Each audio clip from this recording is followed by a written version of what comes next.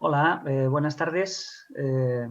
Vamos a dar comienzo la mesa número 9, mesa de práctica clínica, y estoy contento de poder dar paso a la serie de comunicaciones que están previstas en esta mesa. En esta mesa participaremos yo, Daniel Muñoz, como moderador. Me acompañarán en asistencia Chelo, Clara y Xavi. Para dar comienzo a esta mesa sin más dilación, vamos a comenzar siguiendo el orden del programa y comenzará su exposición Ana Fernández Feito.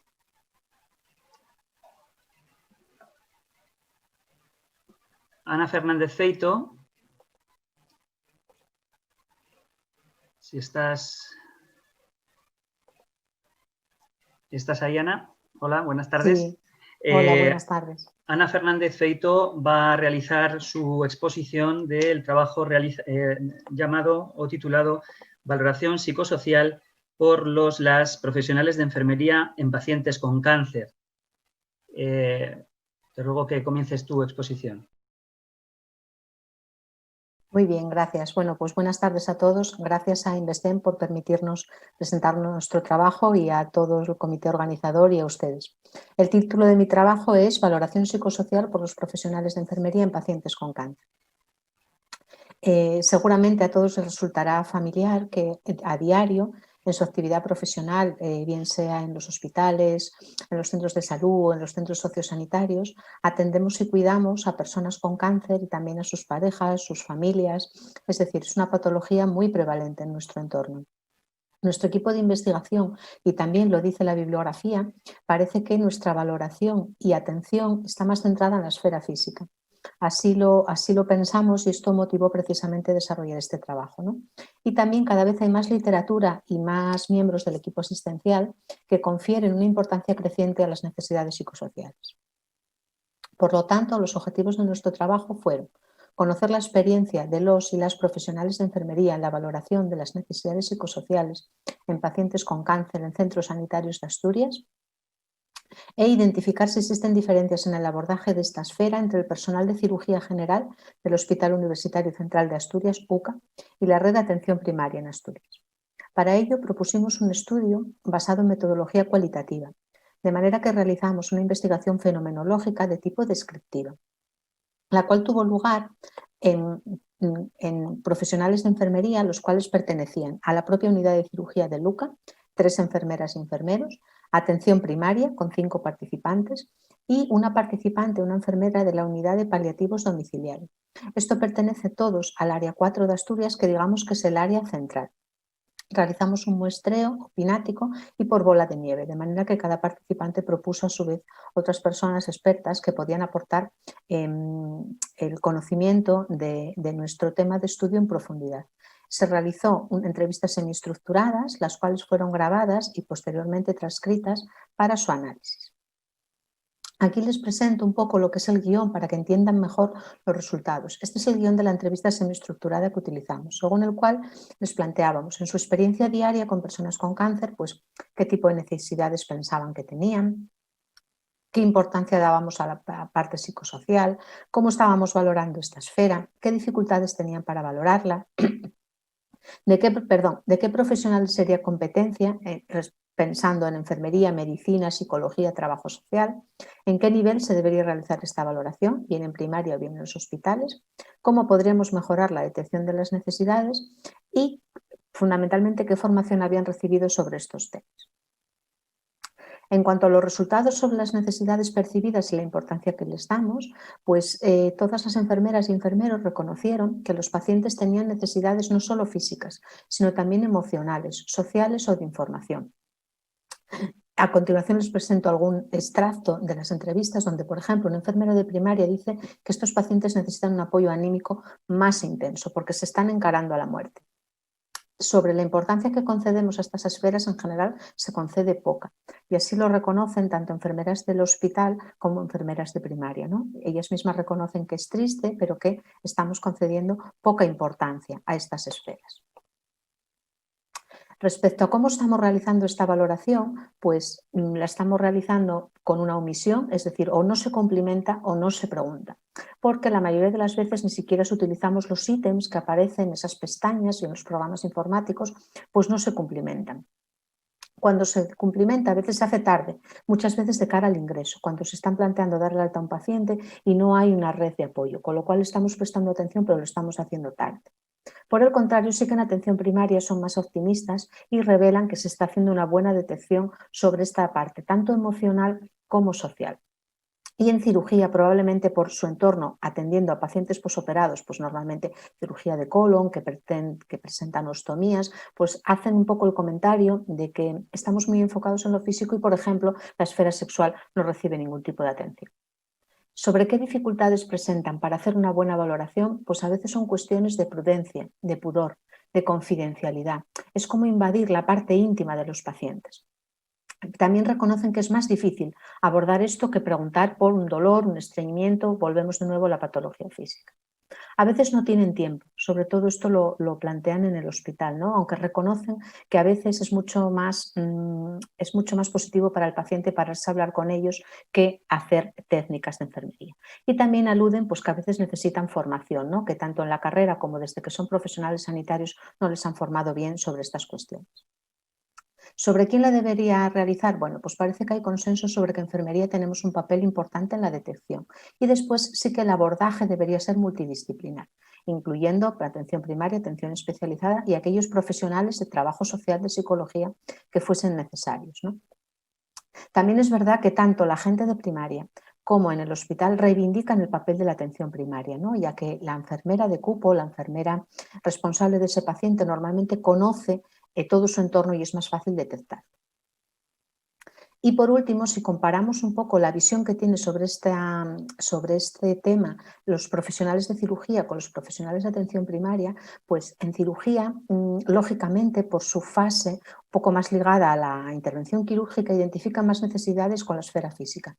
Dolor, riesgo de infección, es decir, tienen como que atender a lo físico, ¿no? Son autocríticos sobre esto, creen que la valoración no se está realizando bien y ya han expuesto varios motivos y creen que además la actividad asistencial muchas veces queda a expensas de las características de cada persona, ¿no? Hay gente más sensible y gente menos hacia este tema. En atención primaria, por el contrario, están más satisfechos con la valoración que realizan. A pesar de que creen que conocen mejor el entorno social, también tienen diferencias para abordar esta esfera, pues por lo que plantearon, por pudor, por confidencialidad, porque a veces la comunicación no es tan fácil como debería y también reclaman un poco un abordaje interdisciplinar. Y por último, como conclusiones o recomendaciones para la práctica clínica, podemos decir que la valoración de las necesidades psicosociales se está realizando de manera inadecuada. Sería necesario conceder la importancia necesaria a estas dimensiones y mejorar la formación para enfermería. Los y las profesionales de enfermería y la red de atención primaria son figuras claves en la detección de necesidades psicosociales en las personas con cáncer. Y existen diferencias para el abordaje de estas esferas entre las unidades de hospitalización quirúrgica, cirugía y el entorno de atención primaria. Gracias.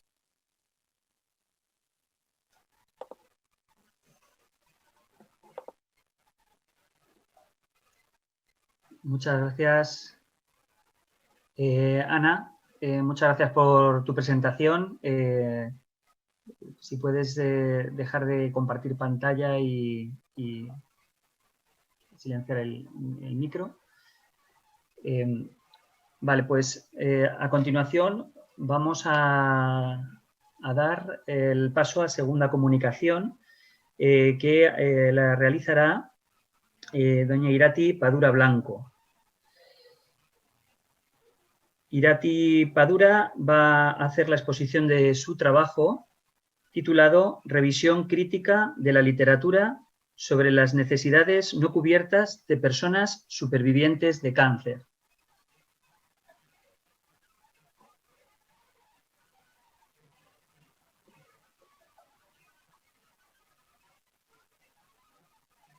Hola, Irati. ¿Se oye? Se oye bien, Irati, gracias. Vale.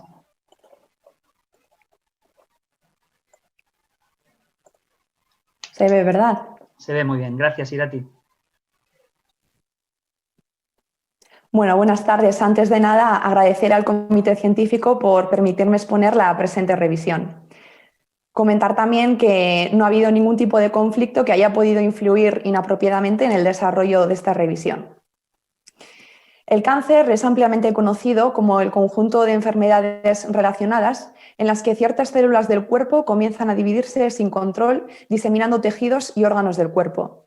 Es sabido también que se trata de una patología con alto número de incidencia, habiéndose detectado en España en el año 2018 270.363 casos nuevos. No obstante, y gracias a los últimos avances médicos, tanto en técnicas de diagnóstico como en el propio tratamiento, cada vez es mayor la tasa de supervivencia, estimándose en 40 millones las personas que logran sobrevivir tras 5 años desde el momento del diagnóstico. Ya que hemos nombrado el concepto de supervivencia, cabe destacar que fue en 1985 cuando el doctor y paciente oncológico Mullan mencionó la supervivencia en el ámbito oncológico y la clasificó en una fase aguda, extendida y permanente por primera vez. A partir de entonces han sido varias las instituciones las que han ratificado esta definición y su clasificación.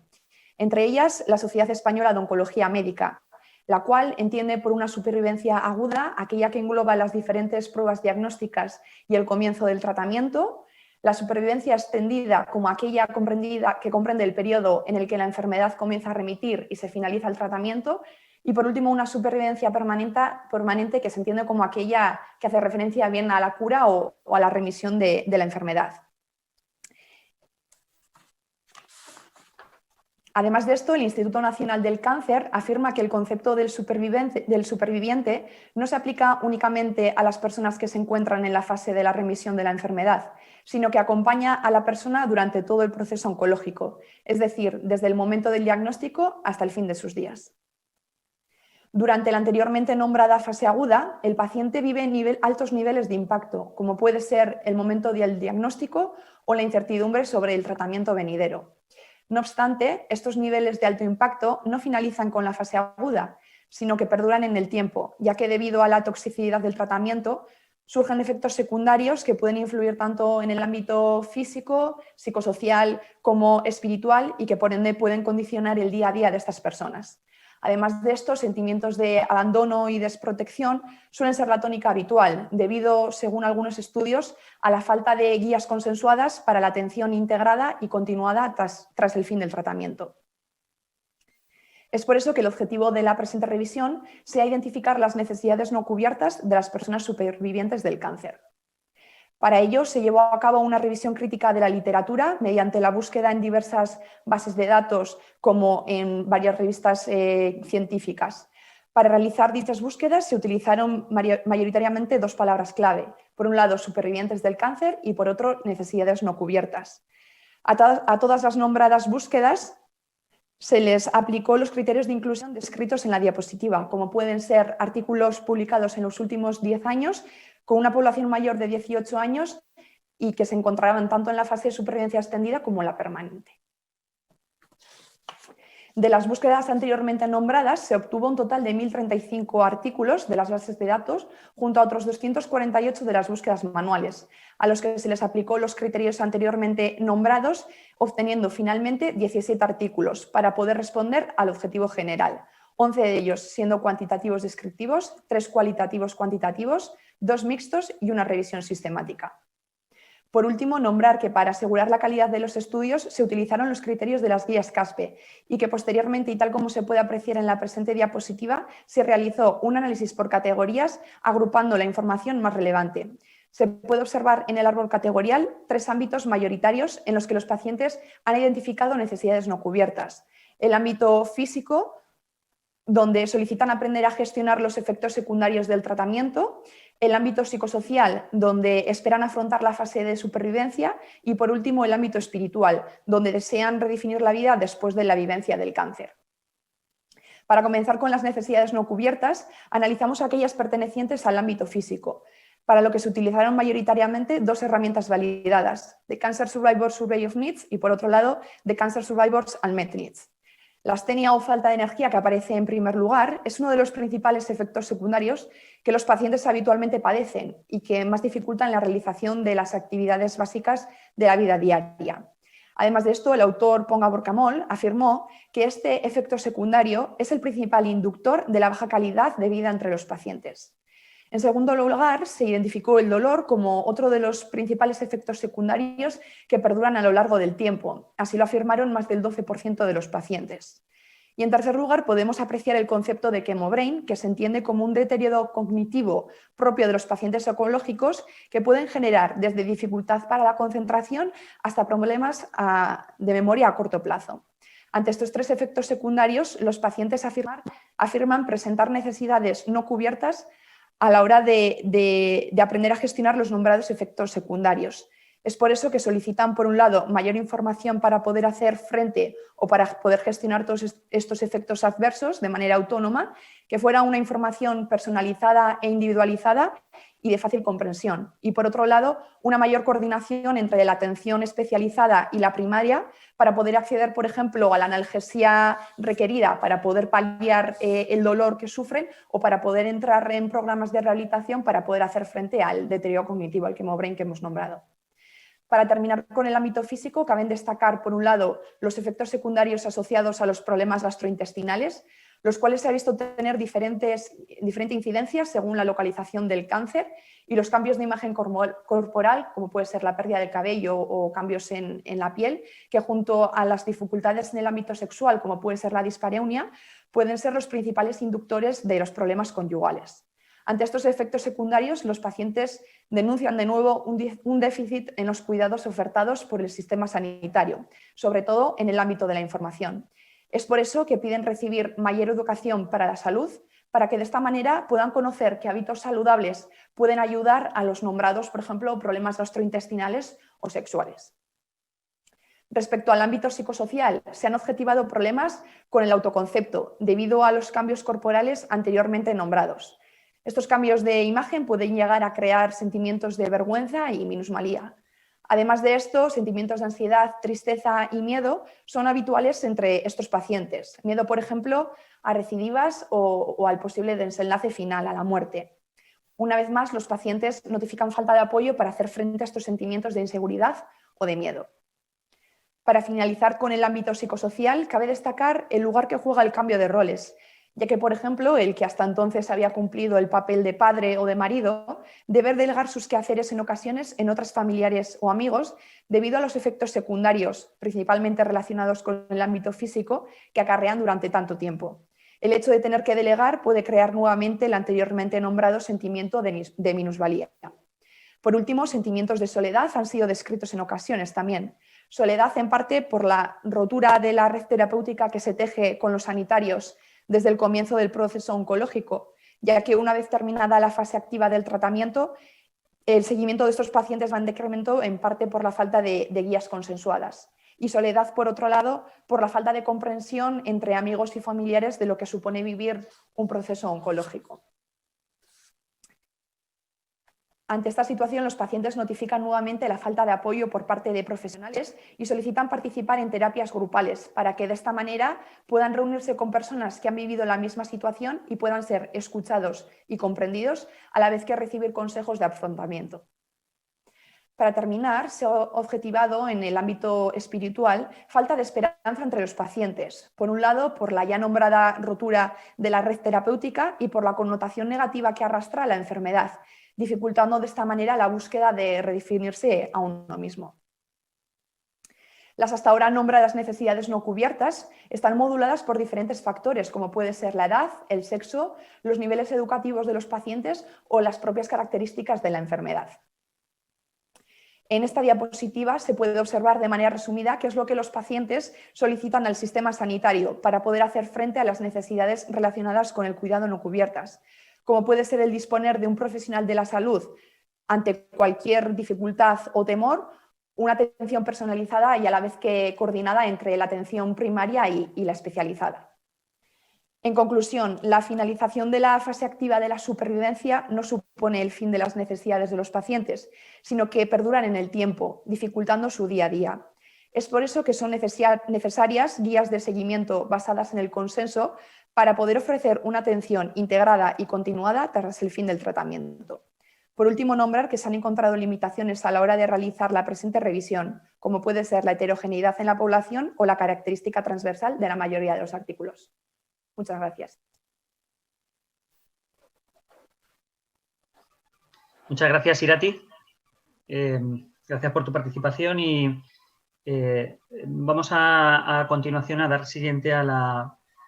paso a la siguiente comunicación. Antes decir que, bueno, pues van surgiendo preguntas. Tenemos a disposición el apartado de preguntas y respuestas que se pueden ser lanzadas por ahí. Chelo, estará pendiente para pasárnoslas luego a la finalización de todas las exposiciones. Animaros a plantear vuestras cuestiones ante estos estudios que tienen este marcado carácter transversal y humanista. A continuación, va a hacer su exposición David Merallo Mancebo. David Merallo va a hacer exposición de su trabajo titulado Calidad de vida en pacientes con esclerosis múltiple. Hola, buenas tardes. Hola, David. A ver, compartiendo pantalla.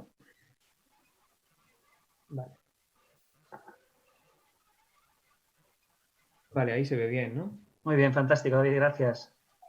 Bueno, pues buenas tardes, pues yo soy David y en colaboración con Rosa María Cárdava García, pues voy a exponer nuestro trabajo titulado Calidad de vida en pacientes con esclerosis múltiple. El presente trabajo carece de posibles conflictos de intereses. Este es el índice de contenidos que vamos a seguir a lo largo de la exposición y comenzamos.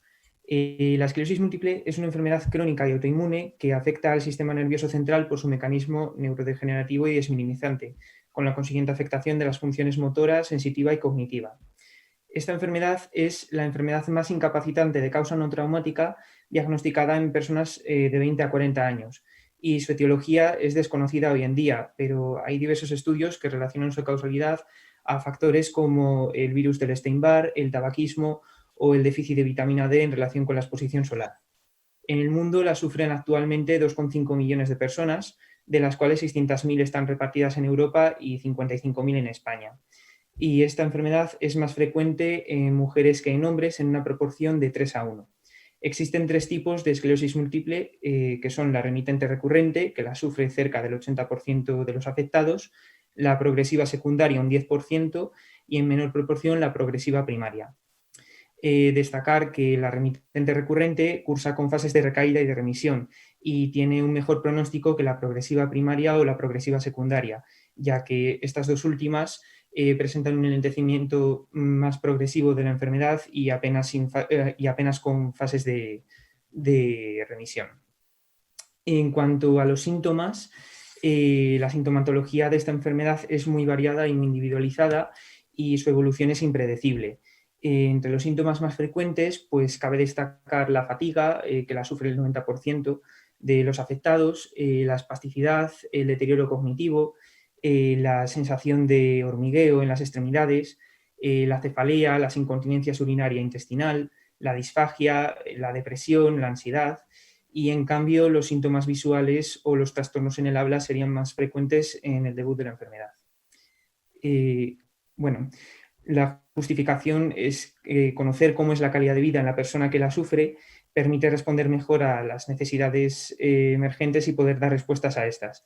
Para hacernos una idea, en 2019 se registraron cerca de 1.000 casos de esclerosis múltiple en Valladolid, con una prevalencia de 120 casos por 100.000 habitantes y una incidencia de 9 casos anuales, lo cual son unas cifras que justifican que enfermería asista a las demandas de esta población. La elaboración de un plan de cuidados individualizado en base a teorías de rango medio, como la propuesta por Merle-Missel sobre la incertidumbre, permite elaborar estrategias de afrontamiento frente a la enfermedad basadas en técnicas que la enfermería domina, como son la educación para la salud o la escucha activa, convirtiéndose así en un referente profesional para el paciente.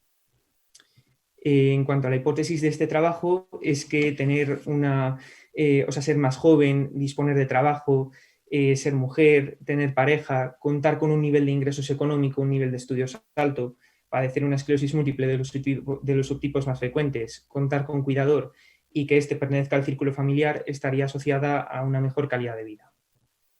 En cuanto al objetivo principal de este trabajo es analizar el impacto impacto de la enfermedad sobre la calidad de vida de los afectados pertenecientes a la Asociación Vallisoletana de Esclerosis Múltiple.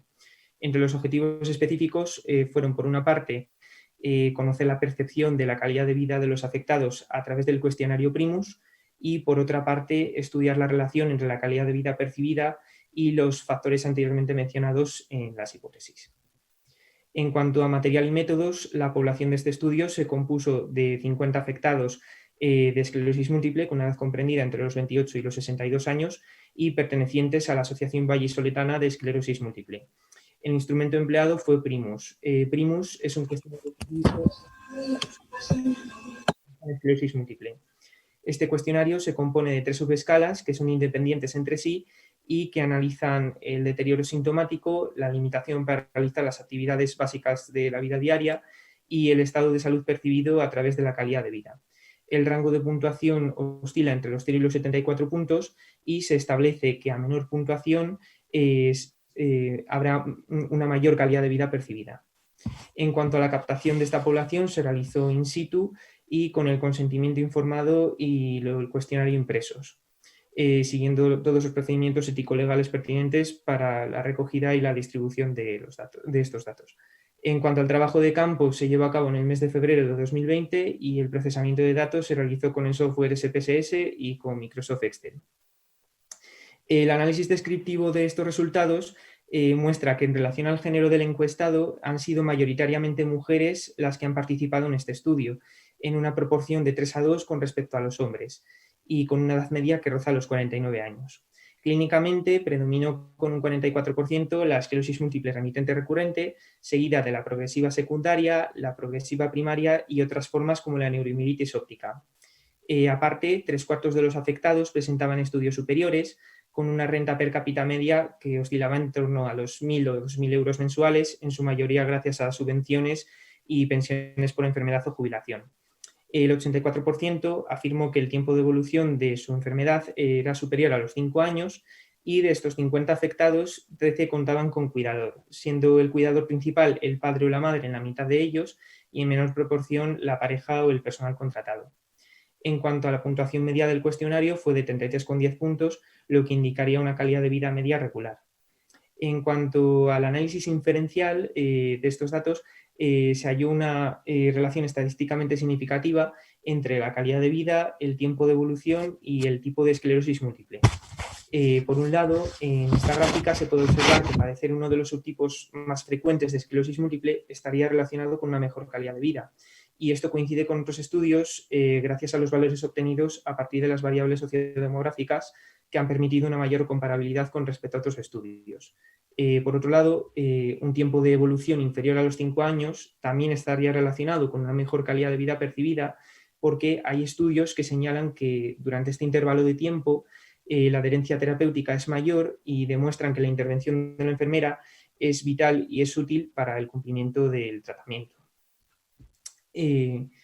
Por otro lado, en cuanto a las fortalezas de este estudio, pues cabe destacar que su diseño es adecuado, que cuenta con una muestra representativa, el cuestionario empleado fue específico y la captación se realizó in situ, lo cual pudo asegurar la fiabilidad de las respuestas obtenidas.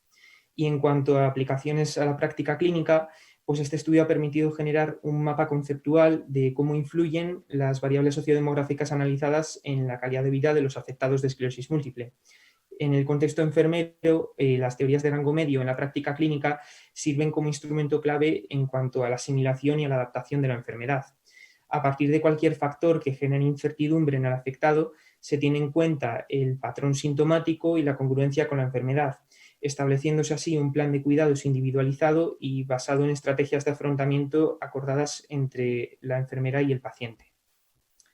Finalmente, en cuanto a conclusiones, la calidad de vida de la población de este estudio es en general baja, la esclerosis múltiple afecta de forma negativa la calidad de vida de los encuestados, la calidad de vida de estos participantes no se ha podido demostrar que tenga relación con el género, la edad, el nivel de estudios, el nivel económico, contar con cuidador y su cercanía al afectado, y sí se ha podido demostrar que una mayor calidad de vida está asociada a contar con una esclerosis múltiple de los subtipos más frecuentes, como la remitente recurrente o la progresiva secundaria, y tener un tiempo de evolución de la enfermedad inferior a los 5 años. Bueno, finalmente, pues quiero agradecer a Investem pues, por llevar este trabajo a un congreso de este nivel y pues muchísimas gracias. Cualquier duda, pues listo. Muy bien, muchas gracias, David, por tu presentación. Pues nada, van apareciendo algunas preguntas en el chat de preguntas y animo a los asistentes a que vayan formulando cuestiones ante los temas planteados, que creo que son tremendamente interesantes.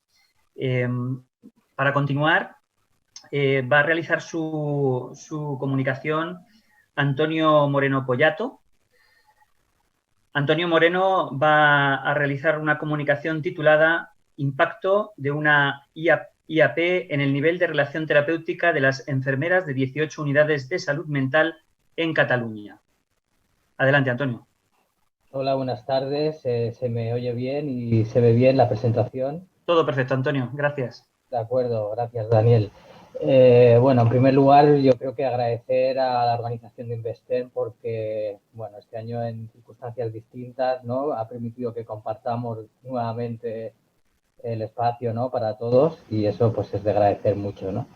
Y en segundo lugar, por supuesto, al comité científico, ¿no? Que ha permitido que presentemos este trabajo en esta modalidad. Bien, como podéis ver, yo traigo resultados de un trabajo que hemos titulado Impacto de una investigación participativa en el nivel de relación terapéutica de enfermeras de unidades de salud mental de Cataluña, en representación de un grupo bueno, más numeroso y que este trabajo forma parte de un proyecto un poquito más amplio en el que bueno, recibimos financiación por el Colegio de Enfermeras de Barcelona, ¿no? Y que tenía como finalidad principal la mejora de la relación terapéutica entre las enfermeras y los pacientes de las unidades de salud mental, ¿no? Bueno, para situaros un poquitín en contexto, evidentemente deciros, como ya sabéis, que la relación terapéutica pues, es el vehículo fundamental, básico de los cuidados en las unidades de salud mental y que, por otro lado, evidentemente, pues el uso de la práctica basada en la evidencia pues, es un objetivo, ¿no? Para todos y, por supuesto, también en el ámbito de la salud mental. En este sentido, pues bueno, hay evidencia ya que nos dice que un buen método para implementar prácticas basadas en la evidencia en determinados contextos es el uso de la investigación-acción participativa, ¿no? Entonces, en este sentido, nuestro objetivo para este trabajo que presentamos aquí era evaluar cuál fue el impacto, ¿no? De una investigación-acción participativa que llevamos a cabo en este nivel de relación terapéutica de las enfermeras, ¿no? En la siguiente diapositiva os presento de alguna manera pues, bueno, la envergadura del proyecto en el sentido de que participaban 18 unidades de salud mental de Cataluña, del total de 21 que había en aquel momento y bueno, representadas pues, en todo el territorio, en todas las provincias y mayoritariamente en el área metropolitana de Barcelona, ¿no? Y el grupo de investigación que se formó, pues bueno, evidentemente pues tenía también una masa crítica importante. El diseño que utilizamos para el proyecto era un diseño con métodos mixtos, en el cual, pues a través de una metodología secuencial y transformadora, pretendíamos que en la primera fase y en la tercera, que era de carácter cuantitativo, en donde utilizábamos un diseño de pre-test, post-test de un solo grupo, recogimos una serie de variables, como la alianza terapéutica, que nos permitía evaluar la relación terapéutica y otras secundarias como la práctica basada en la evidencia, el nivel de empatía de las enfermeras o la percepción del entorno para la práctica clínica y, bueno, y otros indicadores de calidad de cuidados de las unidades, ¿no? Y la fase 2 correspondía a la intervención, que en este caso pues, efectivamente correspondía con la investigación-acción participativa, con esa fase cualitativa a través de la cual tratamos de implementar prácticas basadas en la evidencia sobre la relación terapéutica.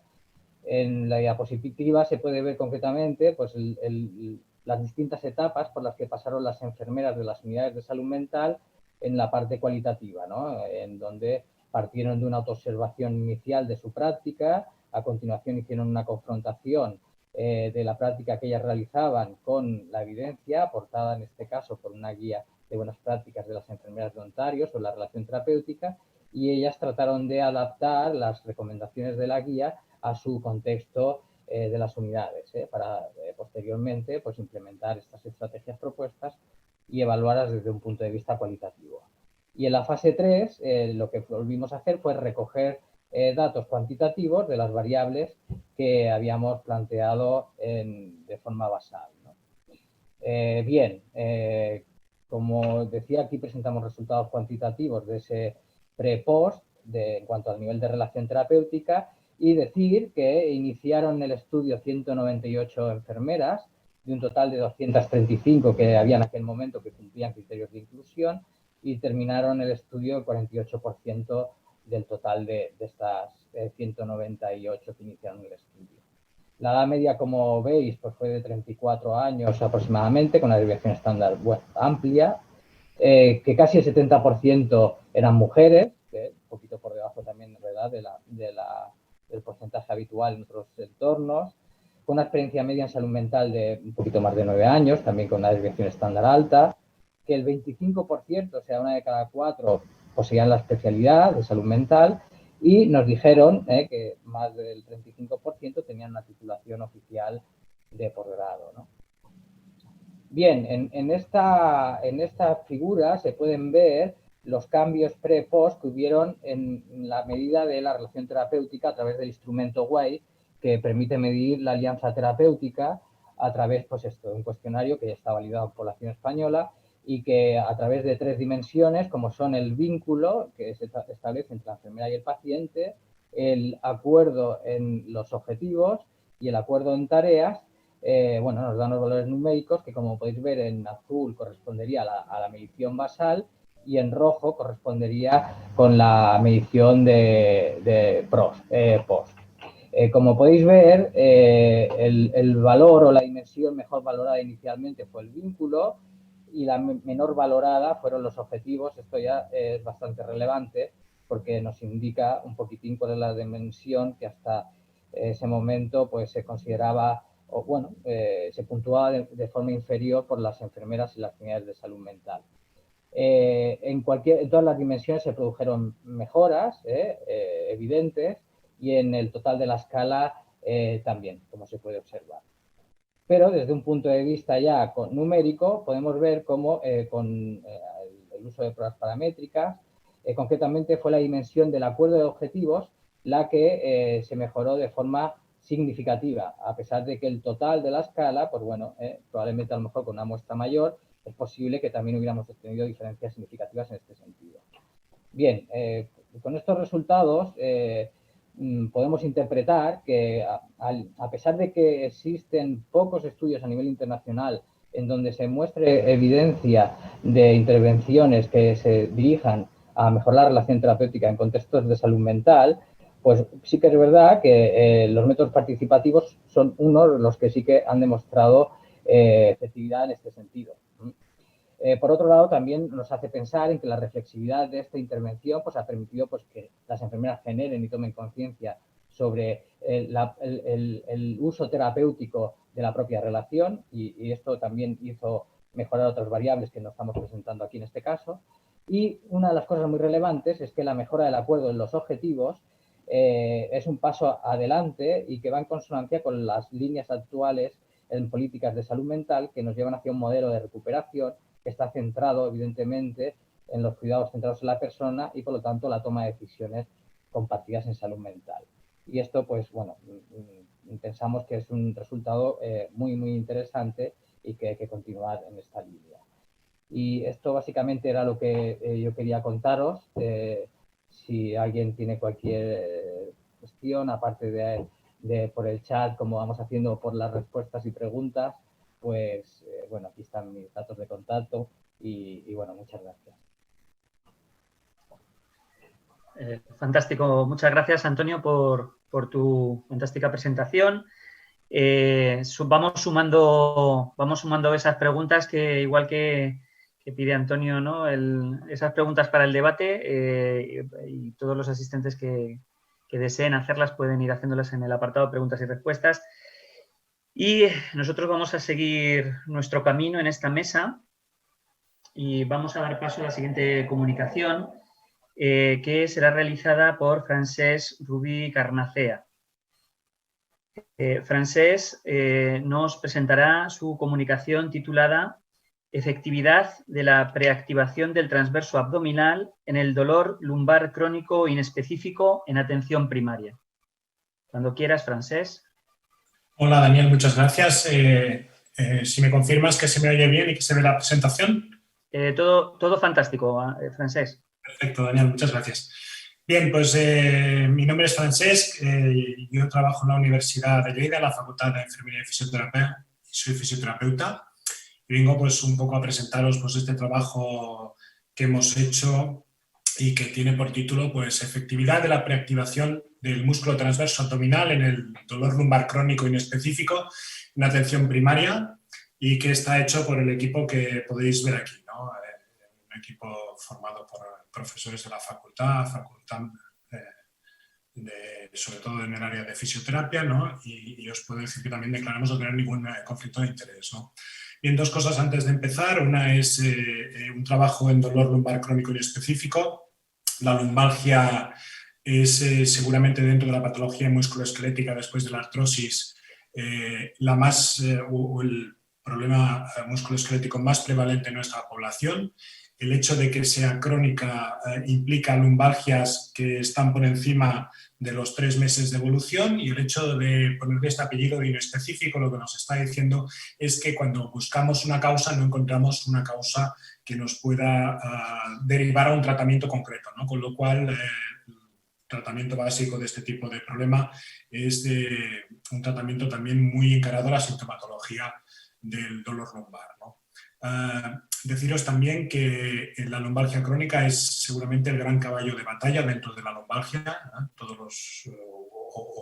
Prácticamente el 90% de la población española sufre algún problema de lumbalgia a lo largo de su vida y de estos un aproximadamente 4,7% cronifican, ¿no? Y este 4,7% de lumbalgia que nos cronifica representa el 80% del gasto sanitario anual, ¿no? Que el Sistema Nacional de Salud invierte en el tratamiento directo e indirecto de esta patología, ¿no? Por tanto, estamos hablando de una patología realmente con una alta prevalencia y seguramente pues, con un alto coste para todos nosotros, ¿no? Que es lo que nos hizo escogerla a este nivel. Bien, entonces, el objetivo principal que nosotros nos planteamos es determinar cuál es la efectividad de un programa, ¿no? Basado en ejercicios terapéuticos de estabilización de columna, ¿no? Mediante la preactivación del transverso abdominal. ¿Por qué el transverso abdominal? Porque el transverso abdominal, aunque tiene poco que ver con la activación de la estabilización a nivel de columna lumbar, sí que es un músculo sinergista de los músculos multífidos, que son pequeños músculos que van de vértebra a vértebra a nivel de columna lumbar, entre las espinosas, entre las transversas y entre transversas y espinosas, que son los efectores reales de esta estabilización, ¿no? Por tanto, a través de este sinergismo, poniendo en marcha el músculo transverso, nosotros podemos controlar que hay realmente una estabilidad clara a este nivel, ¿no? Bien. ¿Cuáles son los objetivos secundarios que nos planteamos? Pues primero, medir la discapacidad, ¿no? de la lumbalgia con un cuestionario validado, basado en el entorno biopsicosocial, que es el cuestionario de Roland Morris, ¿no? Que consta de 24 ítems y que es un cuestionario que está muy bien definido para valorar la discapacidad en gente que tiene problemas de alto impacto de lumbalgia crónica, ¿no? Por otro lado, medimos la activación del músculo transverso abdominal utilizando una unidad de presión de retroalimentación que podéis ver aquí. Es una especie de cojín con un esfingonanómetro que cuando el paciente hace fuerza con el músculo transverso, pues podemos ver en el esfingonanómetro pues, la fuerza que está ejerciendo en milímetros de mercurio, ¿no? Por otro lado, medimos el grosor de la musculatura del transverso abdominal con un ecógrafo y por último con electromiografía de superficie medimos la fuerza y la resistencia que iba ganando el transverso del abdomen a través de la intervención. Bien, la metodología que utilizamos fue un ECA, un estudio clínico aleatorizado con 35 pacientes que tenían esta afectación, de los cuales 19 pacientes acabaron en el grupo control y 16 pacientes acabaron en el grupo de intervención, siguiendo un programa totalmente individualizado en cuanto a la progresión del trabajo de estabilización. Bien, llevamos a cabo un trabajo de 4 semanas y esto es bastante novedoso, ¿no? Porque los programas normalmente se aconsejan entre 6 y 8 semanas, ¿no? Pero nosotros queríamos saber si con una intervención de estabilización en un tiempo corto podíamos empezar a controlar esos síntomas en el paciente que nos permitieran mejorar sobre todo la capacidad de movimiento, ¿no? Disminuyendo la discapacidad, ¿no? y ayudando al paciente a reincorporarse a las actividades de la vida diaria, ¿no? Utilizamos un muestreo aleatorio simple y por la naturaleza de este tipo de intervenciones pues solo se puede cegar a los evaluadores, ¿no? Ni el paciente ni el fisioterapeuta que ejerce la intervención pueden ser cegados, ¿no? Aquí tenéis un poco el planteamiento con una tabla de diagrama del Consor, ¿no? Para ver cómo quedaron los grupos, ¿no? Salimos de una muestra elegible de 271 pacientes y después de aplicar criterios de inclusión y exclusión, la gente que no quiso participar, los que no pudimos encontrar, nos quedamos con 38 pacientes, ¿no? Que se aleatorizaron inicialmente en 19 pacientes a un grupo y al otro, pero en el grupo de intervención tuvimos 3 pérdidas, ¿no? Por lo cual acabamos con 19 pacientes en el grupo control y 16 en el grupo de intervención. Bien, en cuanto a los resultados, tenéis aquí una tabla donde medimos las características basales de los sujetos, ¿no? El sexo, la edad, índice de masa corporal, el inicio de la lumbalgia, el dolor medido con una EVA, el cuestionario de Roland Morris, la contracción en milímetros de mercurio con la presión, con la unidad de presión de biofeedback, la actividad eléctrica con el electromiograma, ¿no? Y vemos un poco los resultados, todos están por encima de P menor a 0.005, lo cual que nos está diciendo que utilizamos una muestra que era muy homogénea, ¿no? Que no había diferencias importantes en cuanto a los individuos del grupo control y del grupo intervención.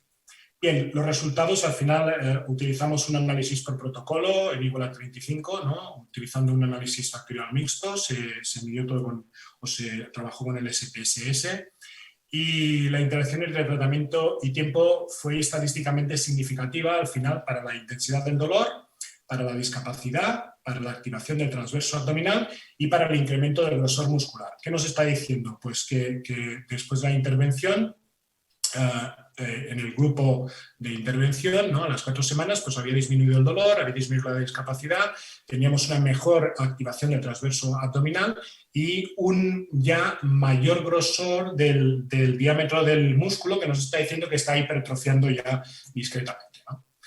Bien, si seguimos con estos resultados, podemos decir también cosas que no encontramos, ¿no? La interacción entre tratamiento y tiempo fue estadísticamente no significativa en cuanto a la fuerza y la resistencia del músculo transverso abdominal.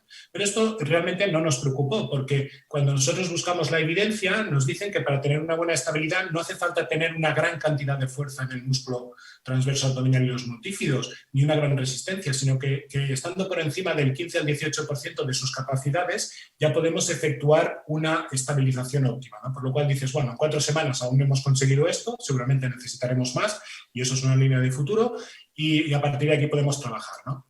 Bien, a corto plazo lo que sí que encontramos es diferencias estadísticamente significativas en el grupo experimental en cuanto a discapacidad y activación del transverso abdominal y no hubo diferencias estadísticamente significativas entre los grupos, control e intervención, en cuanto a variables de intensidad de dolor, de grosor muscular, de fuerza y resistencia del transverso abdominal, ¿no? Bien, esto al final, dentro de la discusión, un trabajo de estabilización, podemos plantearnos que provoca mejoras en la variable del dolor y esto indica o viene a refrendar lo que se ha encontrado en otro tipo de trabajos, también con algunos protocolos diferentes, ¿no? Como Cotofolis, como Lamba, como OTA. Y al final podemos decir que un trabajo de estabilización es más efectivo que un tratamiento médico convencional o fisioterapéutico convencional o un tratamiento de ejercicios inespecíficos para mejorar la discapacidad en estos pacientes, que es lo que hemos encontrado en la literatura, ¿no? Como los que hemos encontrado en la literatura. Bien, en conclusión, lo que podríamos decir es que la implementación de este tipo de trabajo de estabilización en este tipo de patología, pues se muestra más efectivo que el tratamiento de fisioterapia convencional en la mejora de la discapacidad y la capacidad de activación de ese músculo transverso que redunda en la activación de los multífidos, ¿no? En paciente adulto, sobre todo en el entorno de atención primaria, ¿no? Que es donde nosotros lo medimos. También deciros que, por otro lado, ¿qué implicaciones podría tener esto? Pues pensamos que una de las implicaciones es el promover y promocionar de alguna manera la fisioterapia en atención primaria, ¿no? Y la importancia de que poco a poco vayamos desarrollando cada vez más esta disciplina, ¿no? que nos falta un poco desarrollarla de una manera completa en la atención primaria y que pensamos que dentro de la patología musculoesquelética pues puede ayudar muchísimo y sobre todo ser muy eficiente, ¿no? Ahorrando costos. Bien, y hasta aquí lo que os quería contar, ¿no? Muchísimas gracias a Investen, ¿no? A ti, Daniel, por la moderación y encantado de participar con vosotros. Muchísimas gracias, Francesc, por la presentación. Bueno, pues voy a aprovechar un momento porque, bueno, vamos bien de tiempo. Tenemos todavía 3 presentaciones por ver. Bueno, solamente recordaros que podemos seguir lanzando preguntas si queréis a través del apartado de preguntas y respuestas. Y también comentaros, bueno, pues que tenemos a disposición en el encuentro de una app que yo creo que merece la pena entrar, conocer, descargar y manejar, ¿no? Que nos permite, pues bueno, pues votar a las presentaciones, consultar todos los contenidos de los resúmenes de las comunicaciones que podéis consultar en las mesas, podéis agendaros las mesas, ¿no? Para entrar en aquellas que más interés os despierten, ¿no? Y luego también este año como características un poco especiales asociadas a la situación que estamos viviendo, ¿no? Y este formato de congreso tan peculiar, ¿no? Bueno, pues tenemos a disposición un salón social donde, bueno, el objetivo es que podamos interactuar entre nosotros y bueno, también a raíz de la comunicación de Francesc que nos ha hecho también recordar, ¿no? Que también tenemos unos vídeos estupendos, ¿no? Para la realización de ejercicios, ya que tantas horas que nos enclavan sentados, ¿no? En estas sillas, pues desde el encuentro queremos pues también promover, ¿no? Esta actividad física que yo creo que tanta falta nos hace en estos tiempos, ¿no? Y bueno, asimismo también pues tendremos muchas actividades en las que os invitamos a participar, como el escape room también que tendrá lugar en el último día. Bueno, he aprovechado este KiCad, me perdonáis por la intromisión, pero bueno, creo que merece la pena recordarlo, aunque luego al final os invitaré igualmente a que continuéis activos en la participación en el encuentro. Bueno, ya permitida esta licencia, voy a continuar con la presentación de la siguiente ponente. La siguiente ponente es Mónica Tribován. Mónica Tribován va a realizar una comunicación titulada Self-Stigma in People with Mental Illness, a Descriptive Correlational Study. Mónica, you begin. Good afternoon. I hope you're all well. Let me start by greeting the table and those who are watching us. Thank you for letting us present our work. I'm Mónica Tribován. I'm a nursing student from Portugal, and this presentation is entitled Self-Stigma in People with Mental Illness, a Descriptive Correlational Study, also made by Ana Cris, Carlos Laranjeira, Maria Moreira, and Raquel Fernandes. I would like to state that there is no conflict of interest in this work. I'll be presenting you the objectives of our study, as well introducing the subject that's being explored. I'll show you the results, as well as the methods and the discussion of these results. Our goal is to ascertain the level of self-stigma of people with mental illness and correlate it to their level of self-esteem. To start, first we have to comprehend what is stigma in mental health. It is the negative stereotyping, biases, and discrimination often directed at people with mental illness. And this can be divided into 2 categories that influence each other mutually. First, we have public/societal stigma, and then we have internalized stigma or self-stigma. Public stigma is the prejudice and discrimination that results from population endorsing stereotypes about people with mental illness.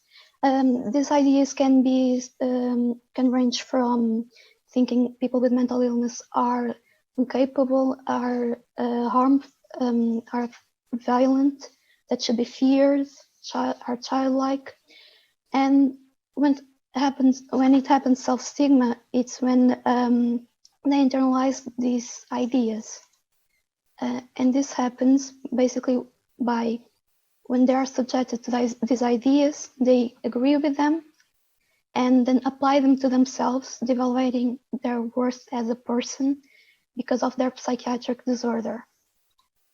There are several harmful effects that all come from self-stigma and affect the life of the individual with mental illness. As you can see listed here, it's deeper from direct discrimination. One of the consequences that will focus on the study is the decrease of self-esteem. In order to do this, a quantitative transversal descriptive correlational study was made, considering the variables self-stigma and self-esteem, which are measured with the inventory of internalized stigma in mental health, the 10 items, ISMI-10 for short, and Rosenberg self-esteem scale, respectively. It was obtained a sample of 58 individuals with diagnosed mental illness, with an average of 49 years old, and it ranged from 18 to 75 years old. Mostly the sample is composed by female participants with an education corresponding to the first cycle that are full-time employed, and they are diagnosed with a depressive disorder. Most of the sample has scored 2.20 on the ISMI-10 and a score of 20 in Rosenberg self-esteem scale. The population had an average of 2.17, which indicates mild internalized stigma. Even though there are many participants who had minimal to no internalized stigma, a larger sum of participants appeared with higher levels, indicating the presence of self-stigma. The participants had an average level of self-esteem of 28.45. Through the Spearman correlation, we were able to see how these variables play together, and it was possible to identify that high levels of self-stigma are related to low levels of self-esteem. The results obtained are in accordance with the literature, which reveals that there is an inverse relationship between the variables. One of the consequences of self-stigma is the decrease of self-esteem, leading the person to experience feelings of discrimination and devaluation. This can also work the way around, since its various authors have reported that low self-esteem increases the perception and attribution of negative causes to oneself, reinforcing self-stigma. Therefore, it's important to implement programs with combined actions of methods, for example, psychopharmacotherapy and cognitive behavioral therapies, and other programs that promote reduction of self-stigma and strengthen the self-esteem. Considering that mental health literacy is a key factor in reducing stigma, nurses must develop psychoeducational activities aimed both for people with mental illness and society in general, since, as I said earlier, stigma is divided into two forms, public stigma and self-stigma. This way, it will be possible to improve the knowledge of the population in this area and, consequently, minimize the negative effects of on the life of the person with mental illness, as well reduce the prejudice that we can find in our society. That's all. Thank you for watching. If you have any questions, please feel free to ask. Thank you very much, Mónica. Bueno, vamos a continuar con la exposición, dando paso a la penúltima miembro de esta mesa, que es Elena García. Elena García va a realizar su comunicación llamada o titulada ProArt, humanización de los cuidados paliativos a través del arte, un proyecto de sanidad participativa. Elena. Bien, estoy intentando conectar el vídeo, pero todavía no tengo permiso. Bien, Vale, a ver si compartiendo pantalla, si me confirmas que estoy compartiendo pantalla y que se aparece. Sí, te confirmo que la pantalla se comparte y vamos a ver qué pasa con ese vídeo. No sé si Xavi me puede echar una mano ahí. ¿Está compartida la pantalla de la presentación? No. Tenías el escritorio compartido. Mira a ver si puedes pulsar Ahí. en compartir pantalla. Ahí, ya. Ahí, perfecto, perfecto. Y ya se te ve el vídeo, así que, Elena, puedes dar comienzo a tu exposición. Vale, pues nada, en primer lugar agradeceros a ti y a la mesa la moderación, agradecer a Investen por darnos la oportunidad de compartir los resultados de este proyecto y bueno, presentarme. Yo soy una de las investigadoras de este proyecto de investigación en el que colaboran pues, clínicos del Hospital Santa Clotilde, en la unidad de cuidados paliativos, e investigadores de la Fundación y del Centro Universitario de Ciencias de la Salud San Rafael. PROAR es un proyecto que parte de una necesidad real en la unidad de cuidados paliativos de mejorar la calidad de la asistencia prestada a los pacientes y a los familiares y se plantea como un proyecto de sanidad participativa para que el diseño de la modificación del plan de calidad se hiciera en base a lo que tanto los pacientes como los profesionales necesitaban y no como se hace al uso, ¿no? O como ellos pretendían en un principio, que era diseñarlo en función de lo que ellos hayan detectado, ¿no? ¿Por qué humanizar a través del arte? La bibliografía lo apoya, no hay suficiente evidencia ya desde el 2006, incluso antes, que identifica el arte con un proceso de búsqueda del significado, con poner el foco en el trato de paciente de una manera integral, que nos permite desarrollar la creatividad, expresar a través del arte sentimientos, mejorar la autoestima y bienestar emocional. Así que como que la actividad creativa en sí misma desarrolla o ayuda a desarrollar formas de adaptación frente a la disminución de capacidades y preocupaciones que en este caso pues están ocurriendo en un proceso de atención paliativa. Tengo que destacar que la unidad de cuidados paliativos del hospital en cuestión es una unidad ya de final de la vida. El 85% de los pacientes que ingresan en la unidad fallecen en ese ingreso y el 15% restante, bueno, pues normalmente en el siguiente ingreso ya es el momento de final de la vida, ¿no? Entonces, bueno, pues es cuando la persona está perdiendo su capacidad de hacer cosas, ¿no? El arte se supone una medida para poder trabajarlo, ¿no? Además, puede reducir el dolor, la ansiedad, el malestar, el cansancio, que también es habitual en este tipo de pacientes. Nos planteamos como objetivo de este estudio, que será de corte cualitativo, explorar las necesidades y las expectativas que tienen todos los grupos de interés, no solo los pacientes, sino también los familiares, los profesionales y los voluntarios que forman parte del equipo de la unidad en relación con el proceso de humanización, la calidad de la asistencia, la satisfacción y la experiencia como usuario dentro de la unidad de cuidados paliativos.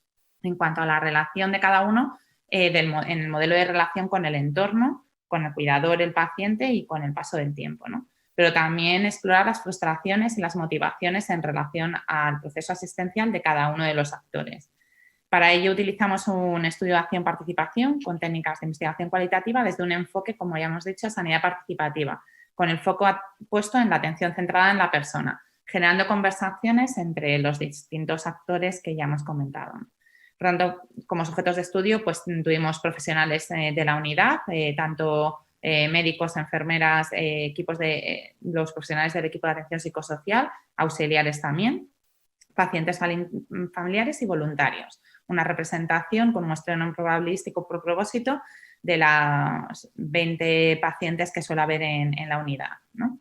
Se exploraron diferentes dimensiones como la humanización de los espacios de la atención, las relaciones dentro del centro entre paciente profesional, paciente familiar, profesional familiar, los voluntarios, la gestión del tiempo, el legado, la satisfacción vital y la calidad asistencial. Al final, la finalidad, como comentaba anteriormente, era combinar diferentes técnicas y herramientas basadas en el diseño centrado en las personas con técnicas de design thinking, que el proceso final permitiera diseñar una nueva intervención teniendo en cuenta a los actores, ¿no? Porque está demostrado en la evidencia que si no se tiene en cuenta conduce al fracaso, ¿no? De las intervenciones. Utilizamos para ello el mapa de empatía para generar la conversación entre los mismos, en el que, bueno, pues ponemos al muñequito, ¿no? La cabeza pensante, la persona en el centro y vamos dirigiendo la conversación hacia el qué piensa o qué siente la persona, que ve a su alrededor, qué es lo que dice y qué es lo que hace, qué oye y qué le hacen sentir eso que oye, ¿no? Cuáles son sus esfuerzos, sus miedos o sus resultados y los beneficios que obtiene, ¿no? En ese sentido, pues exploramos tanto emociones, sentimientos, barreras, para entender no solo lo que dicen, sino lo que hay detrás, ¿no? Lo que parece, lo que dice y lo que realmente quiere, ¿no? Esas necesidades más latentes que a lo mejor no se expresan si no preguntamos. Hicimos una sesión de trabajo con pacientes y familiares con un guión semiestructurado con una participación de 10 personas.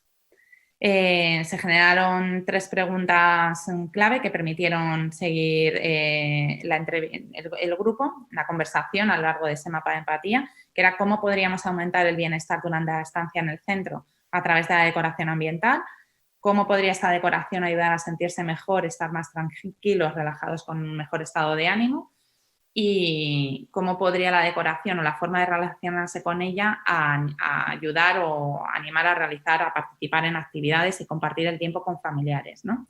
Se dejó abierta la oportunidad también a que exploraran estas dimensiones con otro tipo de actividades que no estuvieran ligadas al arte, ¿no? Fundamentamos las ligadas al arte porque estaban basadas en la evidencia, pero dejamos la puerta abierta a que pudieran comentar otro tipo de acciones, ¿no? La relación con el entorno se destaca especialmente porque el hospital está en un entorno privilegiado con un jardín enorme alrededor en el que, bueno, pues hasta ese momento los pacientes no tenían capacidad de interaccionar porque no estaba adaptado a ello, ¿no? También la unidad de paliativos cuenta con unas terrazas enormes de unos 100 metros cuadrados a las que los pacientes pueden acceder individualmente desde su habitación, pero que tampoco eran usadas, ¿no?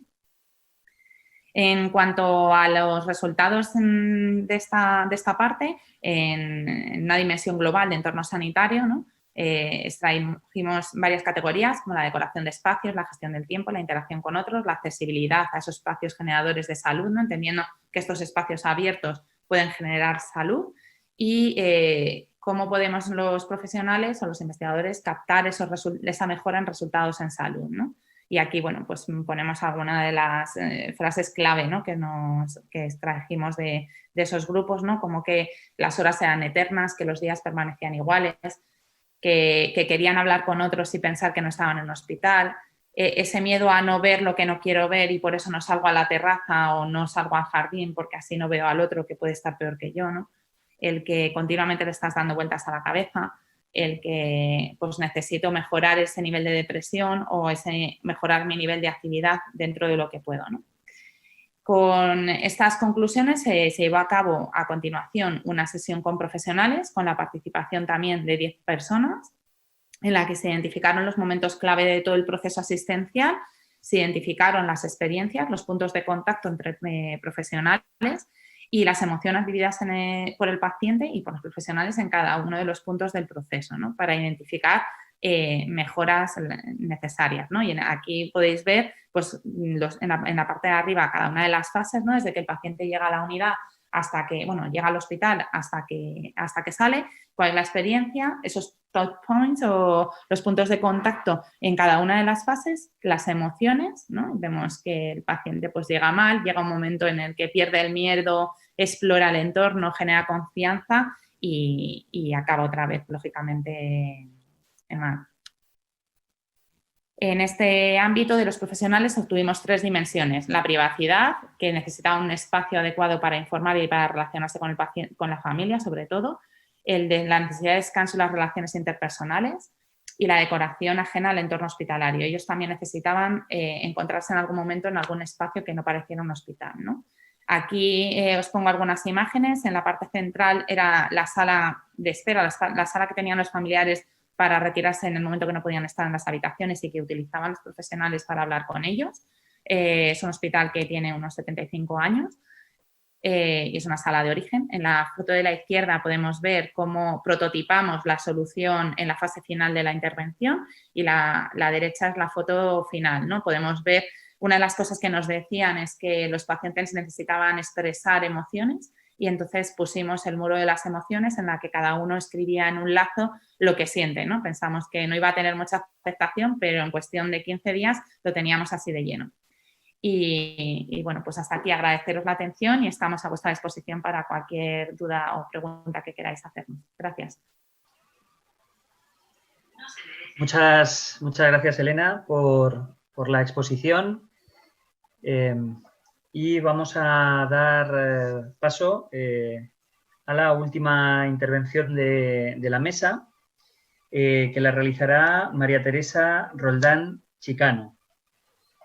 María Teresa va a realizar una comunicación titulada Paciente hospitalario con dolor, análisis demográfico, clínico y temporal.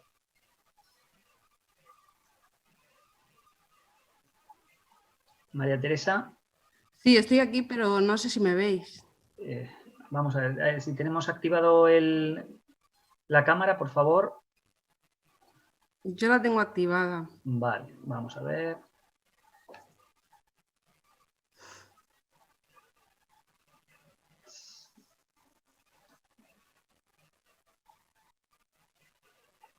Vamos a ver un segundo. Si quieres puedes ir compartiendo la presentación. Muy bien.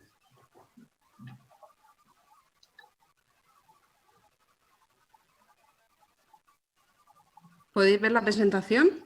La presentación la vemos perfectamente. A ti todavía no te podemos ver. Un segundo. Puede ser que tengas otra cámara puesta. En el botón de la cámara, mira a ver si tienes en el botoncito que la flecha que hay en la cámara, mira a ver si tienes ahí sale un desplegable con que puedes elegir una cámara. La cámara front puesta, pero sí. solamente esa, no sé, puedo cambiar, tengo otra cámara que pone cámara real. Pues probemos, mira, ahora sí vemos una imagen de un folio. ¿De un folio? Ah, vale, sí. Pero esa no es. Pues, a ver...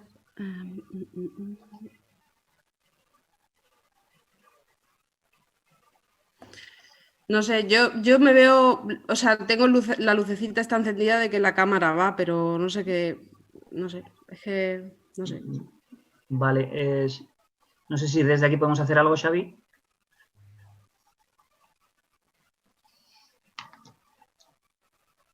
¿Puedes volver a cambiar la cámara, por favor, María Teresa, a la que estaba? Sí. A la frontal. Esto es.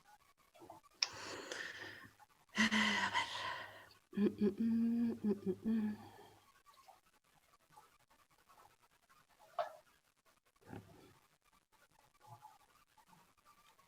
La tengo en la frontal.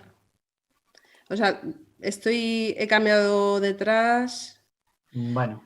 No sé qué puede. María Teresa, mira, si no vamos a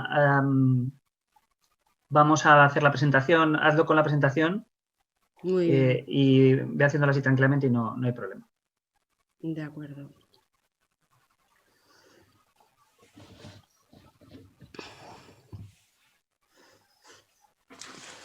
Vale.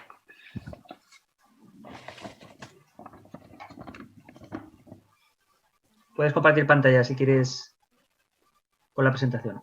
De acuerdo. Bueno, pues buenas tardes. Mi nombre es Maite Roldán Chicano y soy enfermera en el Hospital Santa Lucía de Cartagena. Voy a presentar el trabajo Paciente hospitalario con dolor, análisis demográfico, clínico y temporal. Bueno, los autores de esta investigación declaramos que no ha habido conflicto de intereses en la realización. María Teresa, perdona, ¿puedes compartir la presentación que no la vemos en pantalla? Vale, perdón. Nada, tranquila. Vaya.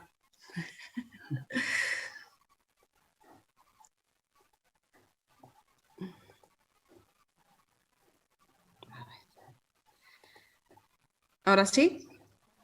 Ahora la vemos perfectamente, gracias. Bueno, pues hola otra vez. Bueno, voy a presentaros el trabajo Paciente hospitalario con dolor, análisis demográfico, clínico y temporal. Bueno, los autores de esta investigación declaramos que no ha habido conflicto de intereses en la realización del trabajo. Bueno, el Hospital de Santa Lucía, bueno, este trabajo lo que vamos a darles es el análisis de los registros sobre dolor del Hospital de Santa Lucía de Cartagena. Este hospital pertenece a la red de hospitales públicos del Servicio Murciano de Salud y da cobertura a toda la población del área 2, Cartagena y comarca, junto al Hospital Santa María del Rosell.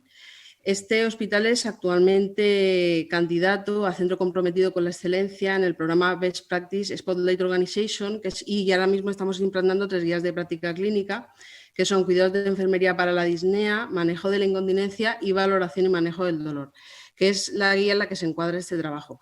Nuestro objetivo es implantar las guías y llegar a ser también un centro comprometido con la excelencia, como lo es ya en la región de Murcia el Hospital Rafael Méndez de Lorca. Fue a finales de 2017 cuando nos concedieron ser el centro candidato a centro comprometido con la excelencia, y desde ese momento los impulsores han trabajado en lo que son materiales de divulgación, en la revisión de flujogramas, de circuitos, de formularios de la historia clínica relacionados con la valoración y manejo del dolor.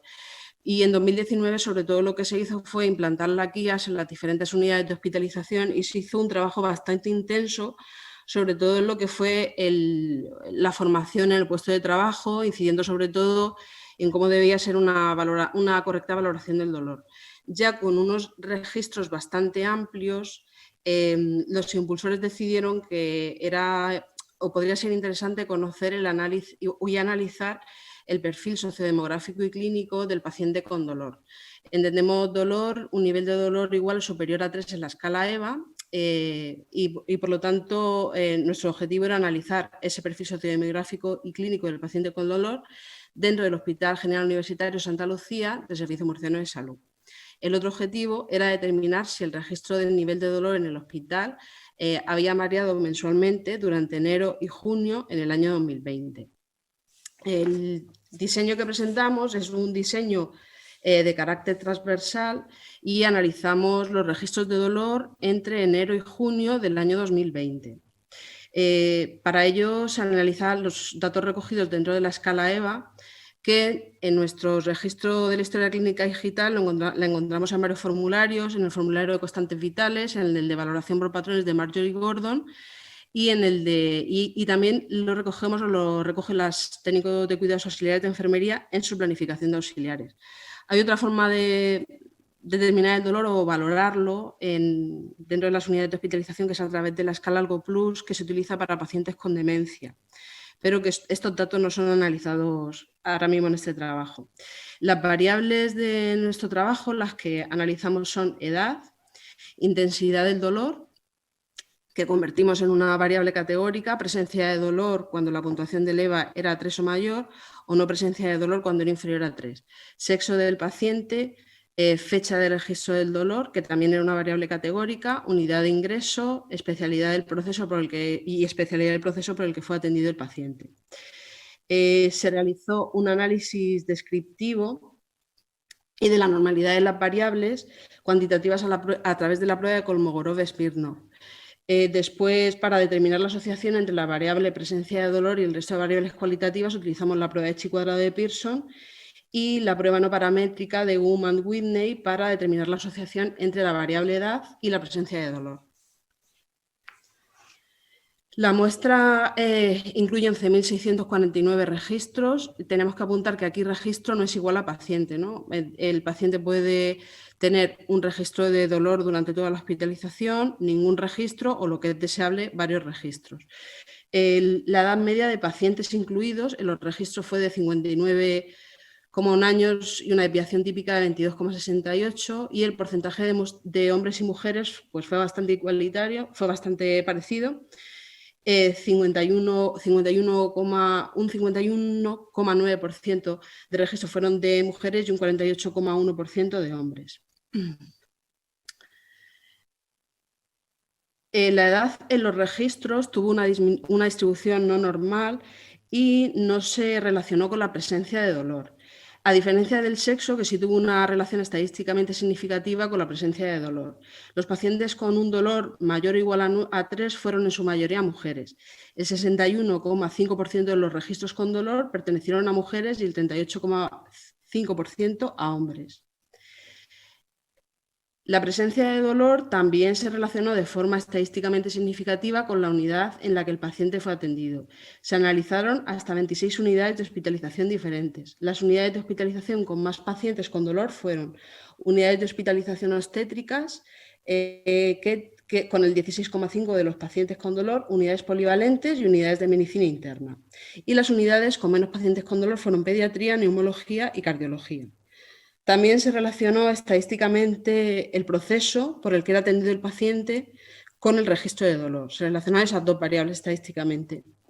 Se analizaron hasta 31 tipos de procesos diferentes, que los procesos se relacionan con las especialidades en las que son atendidas los pacientes. De forma que los procesos más dolorosos fueron los relacionados con medicina interna, obstetricia y oncología.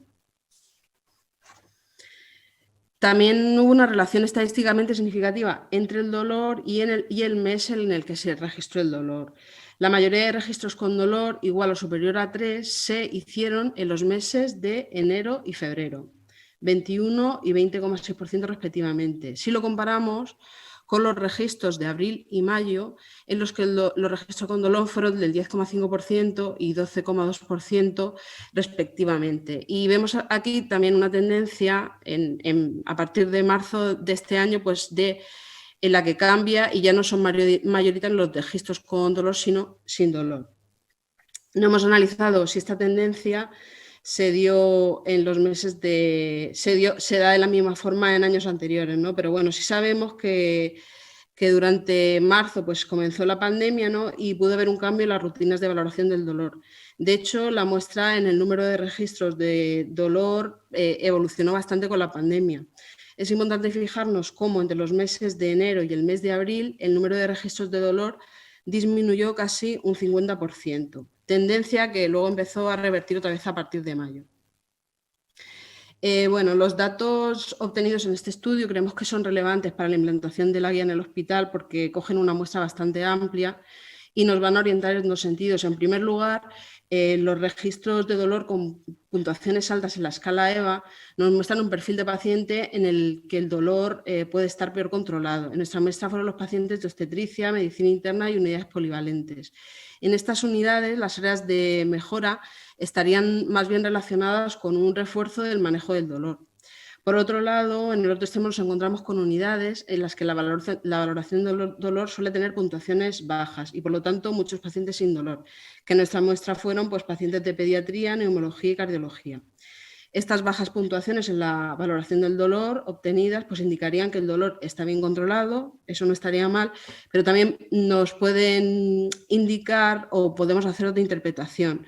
Porque muchas veces cuando vemos en los registros series uniformes y puntuaciones bajas en una misma unidad, puede sugerirnos que hay rutinas erróneas en el proceso de valoración y registro del dolor.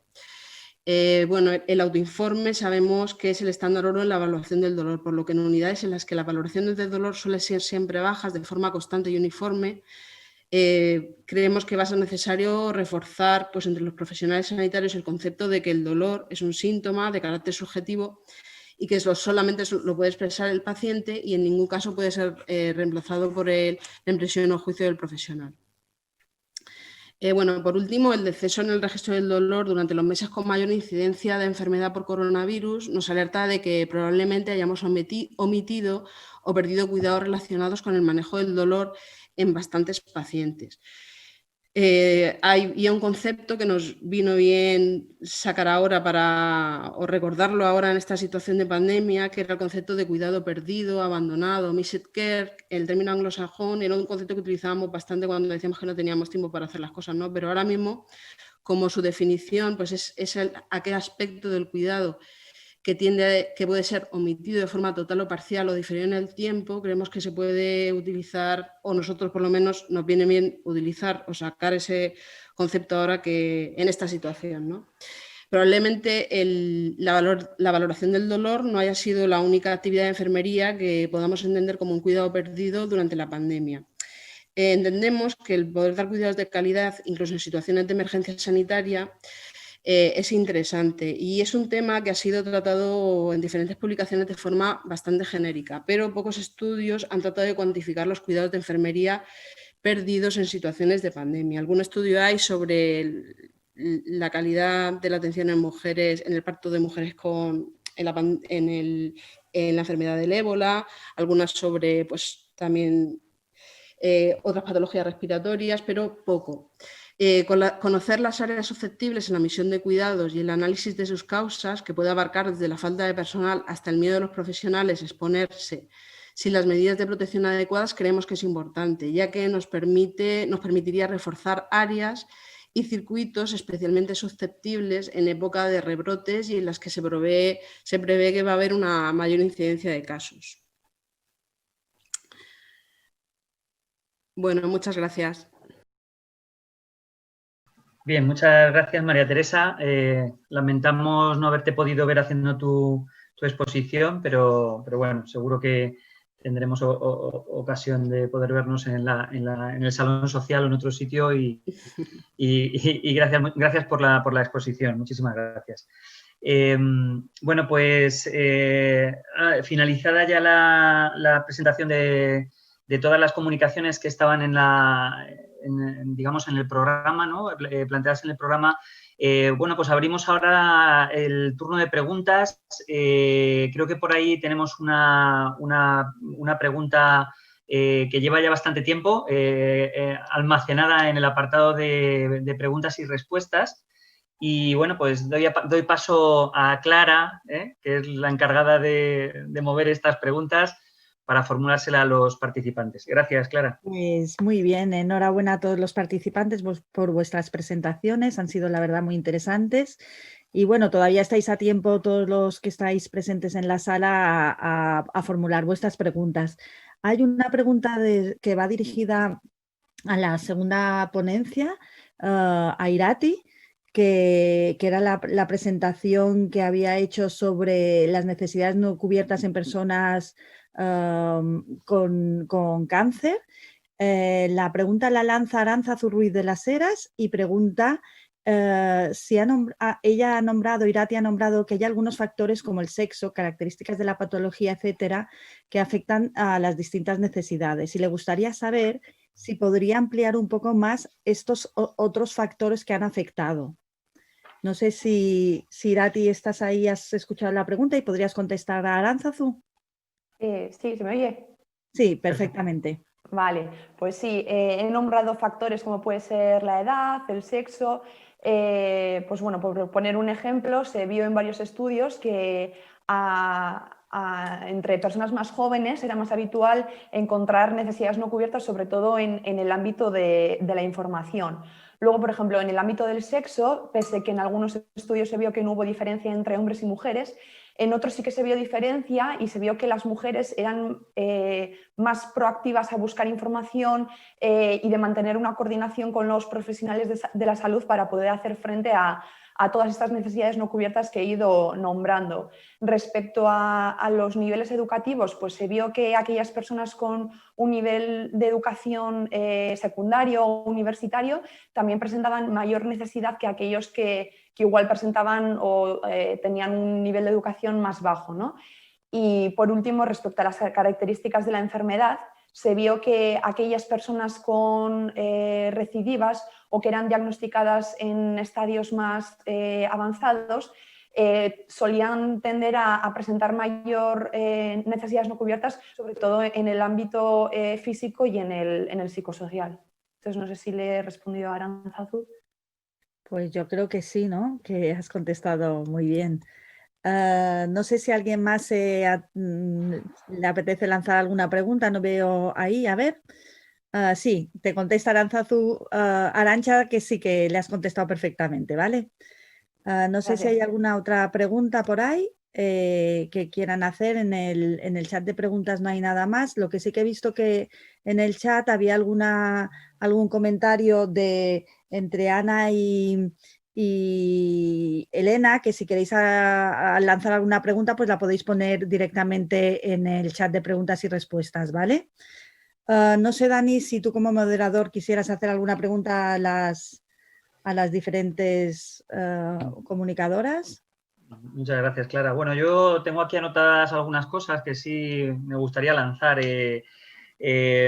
Bueno, no por acaparar tampoco todo el turno de preguntas, sí que voy a lanzar alguna, luego si tenéis alguna pues también podéis hacerla. Yo en primer lugar me gustaría, Ana Fernández, que fue la primera ponente, bueno, pues abordó, ¿no?, el concepto en su estudio, el concepto un poco del cuidado holístico, ¿no?, que es un tema que llevamos ya muchos años, ¿no?, oyendo y digamos, trabajando desde nuestra profesión, más a veces verbalmente que a nivel de terreno, ¿no?, porque parece un poco que esos son los resultados, ¿no?, que se arrojan, ¿no?, en estos estudios que tienen esta transversalidad tan grande en esta mesa, que a mí me ha resultado profundamente interesante, ¿no?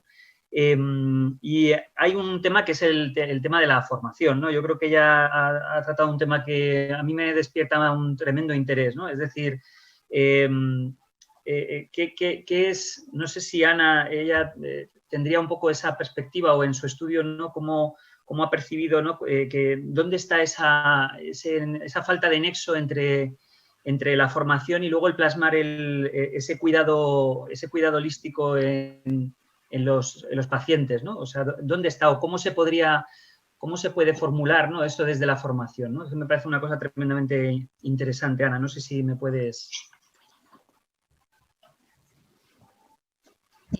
Sí, no sé si me oís. Estoy intentando activar la cámara. Eso es, no te vemos, pero te oímos. Te oímos, sí. Vale, ya me han dado. Sí, es un tema súper interesante. Yo aquí presenté los resultados solo de enfermeras, de cirugía respecto a primaria, pero continuamos el estudio incluyendo a médicos, a oncólogos. En enfermería había un poco de todo, ¿no? Sí es verdad que la gente más joven reconocía que se empieza a hablar de esto en las facultades, ¿no? De las necesidades emocionales, de la obligada necesidad de valorar el contexto social. En Asturias tenemos una población rural, envejecida, que precisamente si tú en un paciente oncológico no atiendes a la parte emocional y social, estás perdido, ¿no? Desde que se implantó el título de grado en enfermería, hay asignaturas ya un poco más orientadas a esto, ¿no? Habilidades de comunicación, ciencias psicosociales, pero creo que aún nos falta. Y sin duda los oncólogos y los cirujanos me decían, ¿pero de qué me estás hablando? Es decir, los oncólogos un poco mejor, pero los profesionales de cirugía, la verdad, decían, yo lo que tengo que resolver es la parte física, ¿no? Y es de la que a mí me piden un poco responsabilidades. Yo creo que tenemos que hacernos más fuertes aún más en esto, tanto enfermería como otros miembros del equipo, pero cada vez más la realidad social y la realidad emocional la tenemos que abordar más aún en las facultades. Sí, exactamente. Yo creo que esa es una de las claves, ¿no? Y no sé si también me lanzaba un poco, a lo mejor arriesgadamente, a plantearte que no sé si tenías alguna experiencia o conocías algún tipo de intervención o algún tipo de estudio que haya abordado intervenciones educativas, ¿no?, en profesionales, ¿no?, a nivel universitario, ¿no?, que hayan movido esa parte, digamos, más práctica, porque yo estoy de acuerdo contigo, ¿no?, en que la formación a nivel quizá teórico, en asignaturas sí que están incluidas en los currículum académicos, pero falta esa parte de la práctica que además comentabas muy curiosamente, muy gráficamente, ¿no?, en los resultados de tu trabajo, ¿no? El cómo enfrentar eso íntimo, eso que también nos afecta a nosotros, ¿no? A lo mejor el trabajar también, pues eso, la empatía, ¿no? El vernos también reflejados en la propia vulnerabilidad de los pacientes, ¿no? No sé si conoces o tienes alguna experiencia con respecto a esto, ya que ¿no?, digamos que tienes esta preocupación por el área de estudio. A mí no me consta ahora mismo, no recuerdo, aunque seguro que existe, ¿no?, que se hayan hecho intervenciones dirigidas a estudiantes de enfermería para medir cómo se sienten de preparados para abordar esto con los familiares. Nosotros lo vamos captando un poco a veces a través de las memorias, en los practicum, como tienen que dar un poco respuesta a qué han aprendido sobre conocimientos, qué han aprendido sobre habilidades y qué han aprendido sobre actitud, pues ahí van saliendo cosas, ¿no? Lo que pasa que a veces tienes que hilar fino, tomar detalles, ¿no?, de cómo se sienten para afrontar, pues eso, si una familia tiene un grave problema social, cuánto les cuesta, a veces por vergüenza, preguntar a los pacientes. No obstante, estoy casi segura que esto existe, ¿no? Y a raíz de este estudio que nosotros hicimos solo en profesionales de enfermería y de medicina, yo creo que el eslabón siguiente es abordar los alumnos y alumnas, ¿no? Es decir, ¿qué necesidades tenéis en esto? De verdad, ya sé que hay asignaturas teóricas, ¿no? Pero ¿qué es lo que más os cuesta? La parte emocional, es la parte social. A veces queréis o os atrevéis a preguntar, pero luego no sabéis qué hacer con esa información. Porque eso también nos lo decían las enfermeras, ¿no? Yo si pregunto por el estado emocional y la gente se echa a llorar, yo no sé cómo abordar eso. Y supongo que a los alumnos les pase esto, que va calando su sensibilidad hacia lo psicosocial, pero que luego no sabemos qué hacer con ello. Bueno, pues muchísimas gracias, Ana, por la explicación. Yo también creo que hay una línea interesante ahí de desarrollo de proyectos. Yo creo que esa es un poco la idea que nos podemos llevar, ¿no? No sé, Clara, si me permites hago otra y luego si queréis hacer alguna vosotros como me digas, ¿eh? Sí. Perfecto, venga. Vale, venga, pues nada, voy a ello. Mira, una pregunta que iba a lanzar Antonio, que me ha resultado, bueno, pues muy interesante el método participativo de investigación que han aplicado. Y quería preguntarle, Antonio, pues dada la peculiaridad que además manifestabas, ¿no? Que existen pocos, ¿no? estudios en este ámbito y con este tipo de diseños, pues quería preguntarte cuáles han sido las dificultades más importantes que habéis tenido para desarrollar este tipo de estudio. Bueno, gracias Daniel por la pregunta. Si me permites, en relación a lo que hablabais antes con Ana, estoy totalmente de acuerdo y hay algún estudio ya publicado con estudiantes, en este caso de fisioterapia en León, en donde determinado tipo de metodología de enseñanza-aprendizaje a través de, por ejemplo, el aprendizaje-servicio mejora los niveles empáticos de los estudiantes, sobre todo cuando elaboran según qué tipo de estrategias de forma grupal. Y si queréis os pongo luego en el chat la referencia, porque no hay mucha cosa publicada tampoco, pero sí que, o sea, ya empieza a haber también, ¿no? Y sobre todo con estrategias de este tipo, de carácter más práctico. Y ahora ya te respondo a lo tuyo, Daniel. Fantástico, Antonio, muchas gracias. De esto se trata, gracias. Sí, yo creo que sí, que de esto se trata. Bueno, la verdad es que en los métodos participativos también había por aquí otra compañera, ¿verdad?, que estaba trabajando con temas participativos. Son complejos y, a ver, yo en mi experiencia yo había utilizado este método inicialmente con un tamaño de participantes pequeño también, como el caso de la compañera, pero no me había metido en una envergadura como esta hasta el momento, ¿no? De hecho, no hay publicaciones donde trabajen con métodos participativos con un número de 190 enfermeras, ¿no? Tuvimos que hacer grupos nodriza, grupos, un grupo nuclear, luego grupos que funcionaban como en la órbita por cada uno de los centros y es complejo y yo creo que lo que requiere básicamente para que puedan ser efectivos es que el liderazgo de la persona que dirija cada uno de los grupos tiene que tener unas características muy importantes de credibilidad, respeto por el resto de compañeras y compañeros en cada una de las unidades. Otra de las características muy importantes para mí en el uso de este tipo de métodos es la intensidad y la duración de la intervención. En nuestro caso, como había muchos centros que tenían que funcionar prácticamente de forma simultánea, el coordinar todo eso no fue fácil y estamos hablando de época prepandemia. Ya en la pandemia, ya por suerte habíamos terminado la parte cualitativa, pero fue complicado y hizo que se alargara más la duración y por lo tanto la tasa de abandonos, mucha de ellas, el 50%, viene dada por el desgaste de las personas. Por lo tanto, esto es importante, es una limitación importante la duración y por lo tanto planificar en un menor espacio de tiempo este tipo de intervenciones. No sé, Daniel, si te he respondido. En ese sentido, si me permites un momento, ¿cuánto duró en total la intervención? La parte cualitativa fue prácticamente un año. Vale, es que también me lo parecía que eso podía haber sido una dificultad a la hora de... Clarísimamente, lo que pasa que, claro, con 18 unidades era muy complicado el poder simultanearlas de tal manera que con el periodos vacacionales de por medio, bueno, lo que pasa en la práctica asistencial para poder unir a un grupo importante de enfermeras. la tasa de participación inicial de 230 y pico que se invitaron, que era toda la población en aquel momento de enfermeras, 198, o sea, es una participación muy alta, muy alta.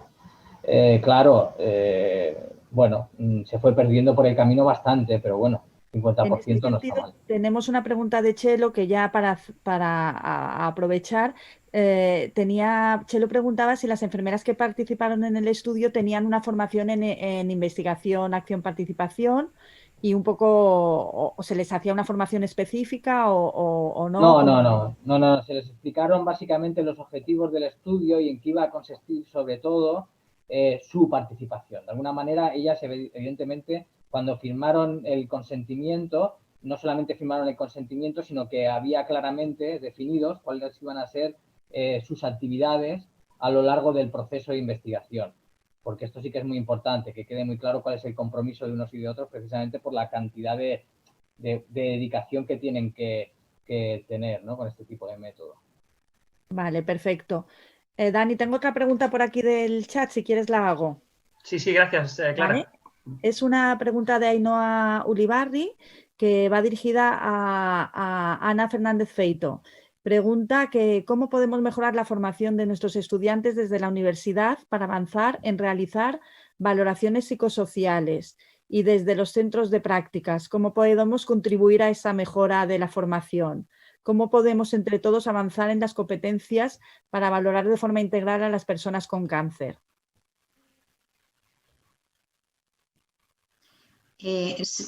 Hola, muchas gracias por la pregunta.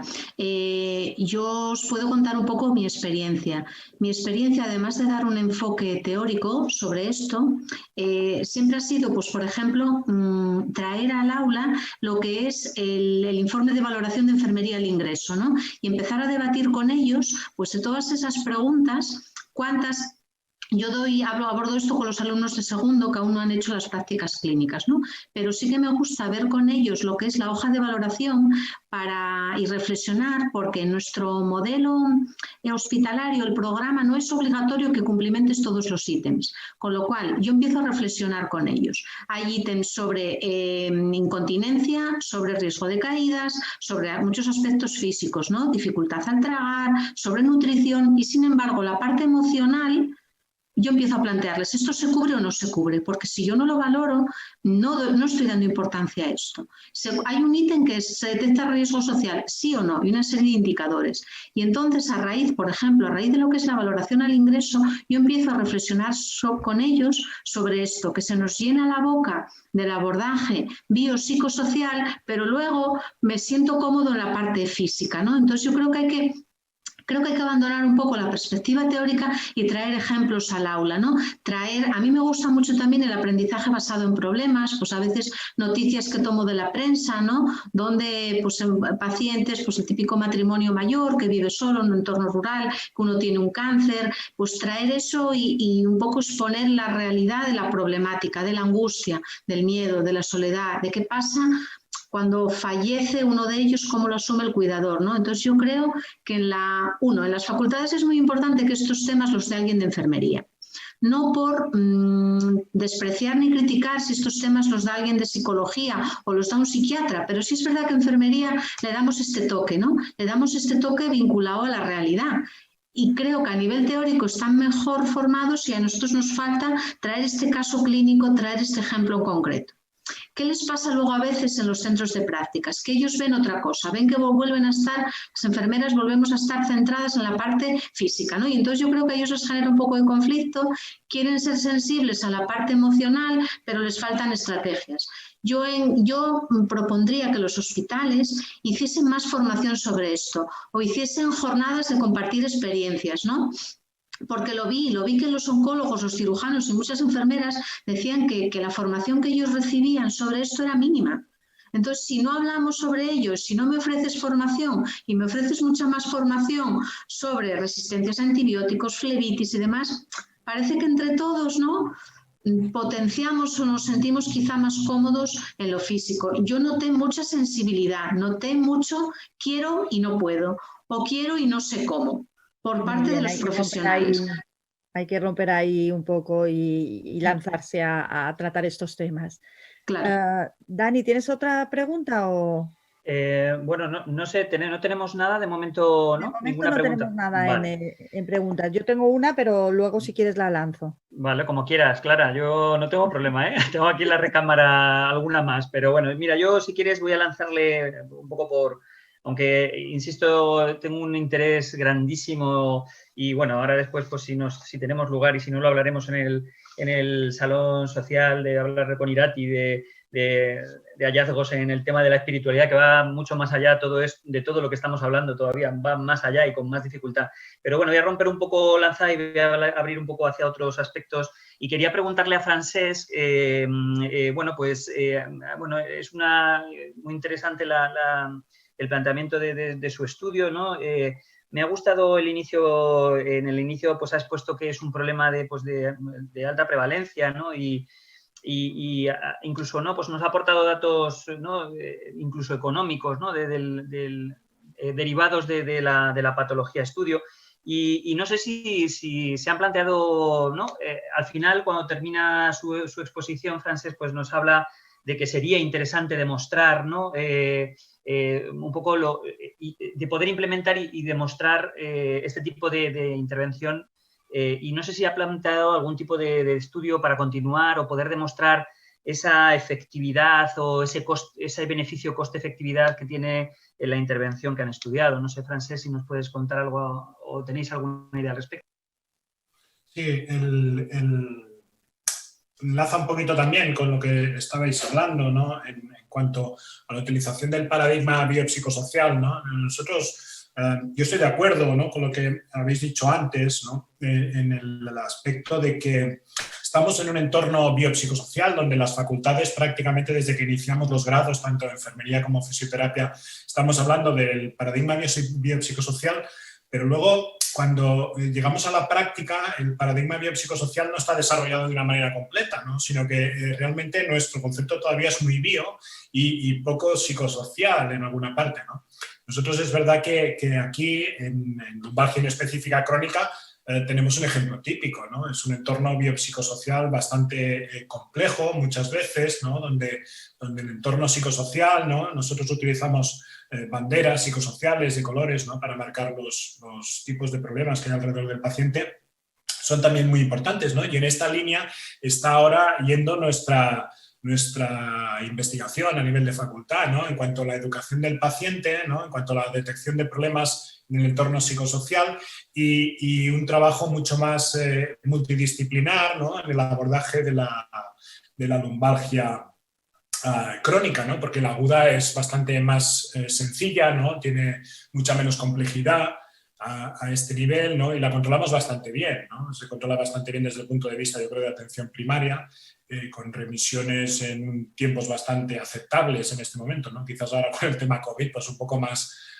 lentos, ¿no? Pero sí que la estamos controlando bastante bien, ¿no? Y entonces nos planteamos aquí sobre todo el trabajo preventivo, ¿no? Para ahorrar dinero, ¿no? Lo que tenemos que intentar, yo creo, en este momento es detectar la probabilidad de que, o una alta probabilidad en los casos que haya entorno psicosocial, que son los que al final nos cronifican, que son los que nos van a llevar a la cronificación, ¿no? Entonces estamos intentando desarrollar estrategias de detección y estrategias en cuanto a la intervención educacional en estos pacientes, pues para evitar el que nos lleguen a la cronificación, ¿no? Y en esta línea estamos siguiendo, ¿no? Luego, bien, esto en cuanto a tu pregunta, ¿no? Y luego quería simplemente poner una puntita de lanza, ¿no? En lo que estabais hablando, por ejemplo, en el tema de cáncer, ¿no? Y es que realmente yo creo que uno de los problemas que también tenemos que ir desarrollando cada vez más, ¿no? Es la multidisciplinariedad, ¿no? Del trabajo en las distintas patologías, ¿no? Sí que estamos en entornos, yo creo, muy interdisciplinares a veces, ¿no? O quizás al revés, ¿no? Muy multidisciplinares y poco interdisciplinares, ¿no? De manera que enfermería lo ve desde su punto de vista, fisioterapia desde su punto de vista, medicina desde su punto de vista, ¿no? Y medicina las diferentes especialidades dentro de su punto de vista, ¿no? Y esto a veces hace que tengamos o que lo veamos todos de una manera tan selectiva que obviemos ese entorno biopsicosocial, ¿no?, que hay alrededor del paciente y que en el que todos queremos meternos, pero que por separado somos mucho menos efectivos, seguramente, ¿no? Y esto yo creo que es algo muy importante, ¿no? Por ejemplo, en el tema del cáncer que hablabais, yo fisioterapia hace muy poquito, ¿no? Estamos ahora quizás en pañales todavía, ¿no? Y desde hace pocos años entrando en el trabajo con el paciente oncológico, ¿no? Y aquí pues nos falta aprender mucho, ¿no? Yo creo que nos hace falta también pues esa interacción, ¿no?, con la enfermería, por ejemplo, para ver que yo creo que lleváis muchos más años y tenéis mucho más claro todo este tema, ¿no?, del entorno psicosocial que a nosotros nos falta un poquito, entre comillas. No es que no lo tengamos, sino que lo hemos desarrollado pocos, pero también somos una profesión muy joven, ¿no? Tenemos prácticamente, empezamos en la primera diplomatura, la primera promoción acabó en el año 85, ¿no? Y por tanto, para mí todavía estamos en pañales en muchos aspectos, ¿no? Sobre todo a nivel sobre todo a nivel de especialidades, ¿no? Nos hemos metido mucho en el músculo esquelético, la neurología, ¿no? Y ahora tenemos muchísimos ámbitos, ¿no? Hemos abierto muchísimos ámbitos de golpe en los cuales somos muy jovencitos, ¿no? Y un poco pues quería aportaros esto también. Muy bien. Muchas gracias, Francesc. Clara, no sé si ibas a lanzar la pregunta. Bueno, sí, quería hacerle una pregunta a David, que ha explicado el proyecto de esclerosis múltiple con la calidad de vida, porque hay una enfermera aquí en Baleares, en Mallorca, que ha hecho un proyecto muy similar. Y quería saber, porque si he entendido bien, tu población de estudio, David, era los pacientes o las personas con esclerosis múltiple asociados a la Asociación de Esclerosis de Valladolid. Quería saber si además has captado pacientes en otro ámbito, en el hospitalario, porque no sé si tenemos ahí a lo mejor un sesgo de que la población es solo de esa asociación y probablemente no está representada la población de pacientes con esclerosis múltiple. No sé si bueno, la enfermera de aquí hizo los de la asociación, pero también preguntó e entrevistó también a pacientes captados desde el hospital. Y también porque probablemente los pacientes en la asociación puede ser que sean de edades más mayores que los que habitualmente en edades más jóvenes también se diagnostica cada vez más, ¿no? Entonces no sé si ahí tienes alguna cosa que añadir. Bueno, ¿me oís? Sí, perfectamente. Ahora. Pues muchas gracias por tu pregunta. Pues mira, es que este estudio realmente se hizo para un trabajo de fin de grado. Entonces, claro, no pude consultar las bases de datos del hospital, puesto que los procedimientos que hay que seguir pues llevan muchísimo tiempo. Entonces, para salir un poco de paso, pues contacté con la asociación y sí, efectivamente hay personas que son pues, de una edad más avanzada, pero bueno, también había gente joven.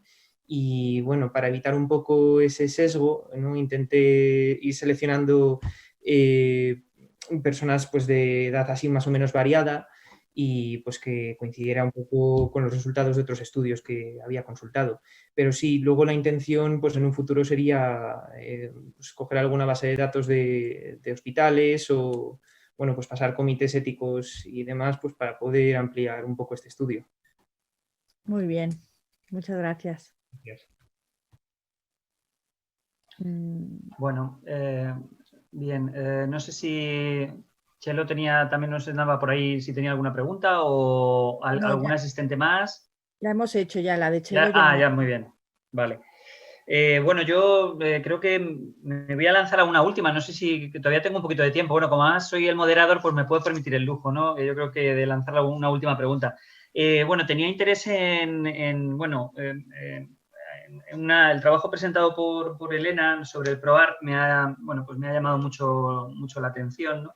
Y quería preguntarle a Elena, bueno, pues pensando un poco en esa posibilidad de transferencia, ¿no?, de esos resultados, porque me parece tremendamente interesante. Yo, pues, trabajo en el contexto público y la verdad es que pues creo que es apasionante el poder valorar este elemento de transformar, ¿no?, los espacios, ¿no? Yo creo que en el ámbito de los cuidados paliativos es muy habitual, ¿no? Sin embargo, pues en los contextos públicos esto es una cosa compleja porque a veces transformar los contextos públicos es más difícil, ¿no? Y no sé qué experiencia habéis tenido, o sea, también esas dificultades y esa posibilidad que se valora de poder hacer esa transferencia a otros contextos que no son donde habéis realizado el estudio, ¿no? Gracias, Dani, por la pregunta.